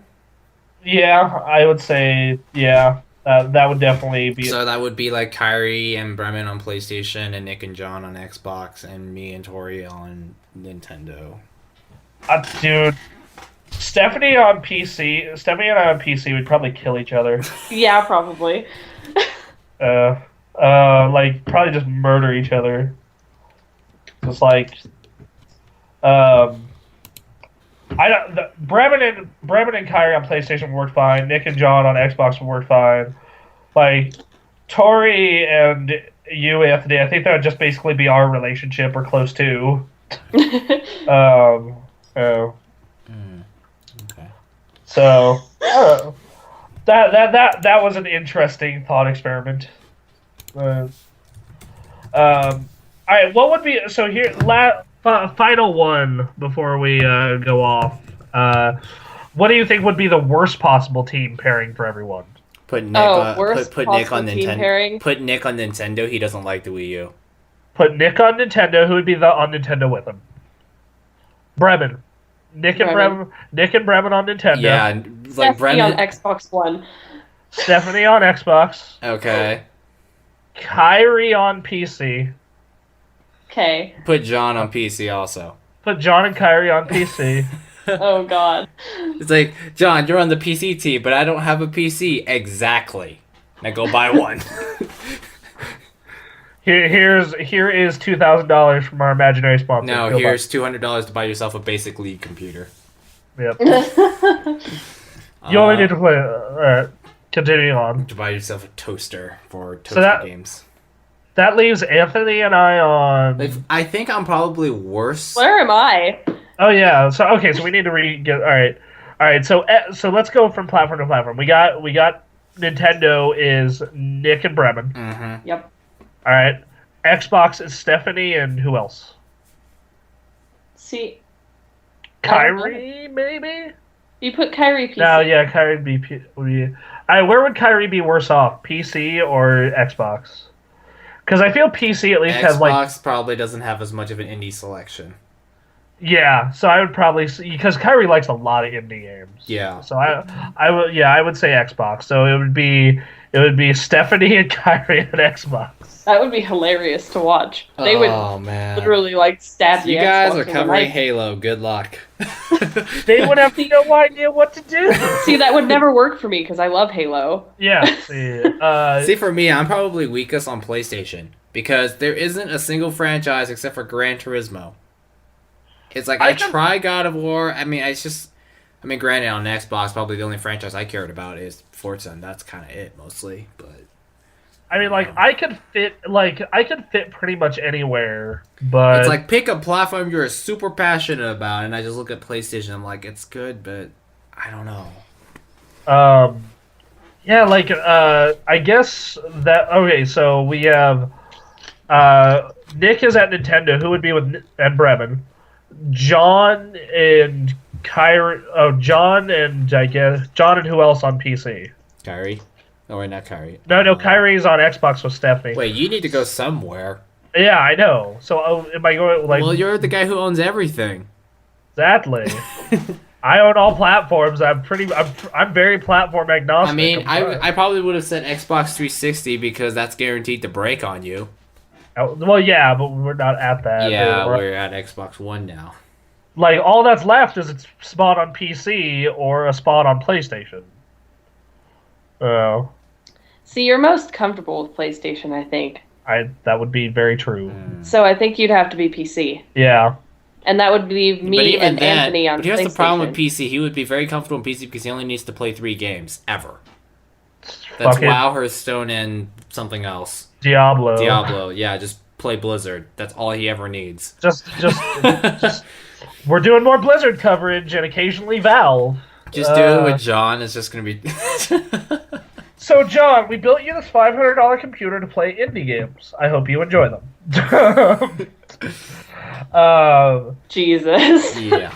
Like, I would definitely, I would say PC, because I would be most comfortable at PlayStation, because, I mean, you look at, you go into my room and you can see my shelf. What is the most owned and played system? PlayStation, right? PlayStation by a fucking mile. Like, my PlayStation 3 collection is bigger than my 360 and Wii collection put together. And my PlayStation 4 collection is bigger than my Wii U, even if it's only by one game. And actually, they're going to be tied soon. And then my Xbox One, I only own games that we've gotten for review or games that are bundled with it. I literally have not bought an Xbox One game yet, besides Killer Instinct. Hopefully that trend continues. Yeah, so I guess it would be Tori, how do you feel about PlayStation? I like PlayStation a lot. You would have to. So I guess it'd be you and Anthony over at PlayStation. That'd be fine. It wouldn't be great, but it'd be fine. I mean, I've never owned a PlayStation, so I would be kind of lost. But I've played plenty of PlayStation games. I feel the thing with you and Anthony covering PlayStation is you would have to dive into the back catalog and learn the history. I mean, for me, it's my problem with PlayStation is just kind of like the series of systems I didn't really have. I mean, they're good. I highly respect PlayStation, but I just don't love it. I said, I look at my 360, and despite the fact that I don't care about the 360 that much today, there was a point in time when I really liked my 360. Yeah, but all those games you really like on the 360, you could have played on the PS3. I know, that was the problem. I mean, I did play Gears 2 a lot, and I think Halo and Halo Reach is one of only 2 shooters ever that I absolutely loved. Whereas with PlayStation, it's kind of Yakuza's awesome. Man, Uncharted 2. Right? Uncharted and The Last of Us is absolutely brilliant. I don't know, I look at my Xbox and I thought, there was a point I really liked it, whereas with the PlayStation, I liked it, but there was never a point where I was like, wow, this thing is freaking awesome. Granted, yes, the games, but it's like at least on Xbox I could party chat, and and party chat was a big deal at the time, and I don't know. John and I on the PC team would be really funny because I would have to teach John everything. It would be just every week I'd be like, so this is like at first I'd have to teach him how to build a computer after refreshing myself on it because it's been a while. And then I would have to teach him all this shit about maintenancing and running a fucking computer. I feel as though John, if you turned him on to PC gaming, he'd be really into it. He seems like one of those guys that, like, if you showed him, the positives of PC gaming, he'd be really into it. The problem with me doing PC games is I like a lot of PlayStation exclusives. Like, I love Uncharted, I love Infamous, David Cage's games wildly vary in quality, but I appreciate their stupidity. The Last Guardian has to come out eventually, right? Ratchet and Clank is amazing. There are so many games in the PlayStation lineup that I really love, and I think Nintendo would be a fine fit. I think the two worst fits, though, like you said, would be PC or Xbox. Because Xbox doesn't have enough indie support, and PC doesn't have a lot of exclusives I like that aren't made by Valve or Blizzard. I mean, it would basically be just me talking about, like, oh, fucking Valve did this, Blizzard did this. World of Warcraft. Okay, so I think that's pretty much it for comments, questions, etc. Anything else by you guys? Nope. I don't think so. I'm ready to pass out. What? Sorry, did you enjoy your first GameKast in a long time? It was long. Are you ready to do this weekly? I don't think I'll do it weekly, but I'll be on pretty frequent, probably. Alright. Anthony and I have to keep this show alive. There actually was a literal 1 year stretch where we did like 49 or 50 consistent episodes. That was an achievement. Fucking holidays, family emergencies, none of that shit mattered. Nothing stopped the GameKast. But eventually stopped in like last summer, I think. Yeah, when all our priority went to we need to finish Okami. Anyway, welcome back, everyone, from the new year. We're happy to have you. Go check out our other stuff. Super Mega Awesome Go Play Time has started. It's great. Sometime this week, there's going to be a video of Tori singing, and she did fantastic. Unscripted's coming back. Tori and I are writing comics. Bronson Rants is coming back. What the hell is... Basically, everything's going to be alive again. Everything is going to be live all at the same time every week, unless we're at PAX or E3, obviously, or something like that. And we hope that you will make 2015 the biggest year we've ever had with us. Thank you. Bye. Bye. Bye.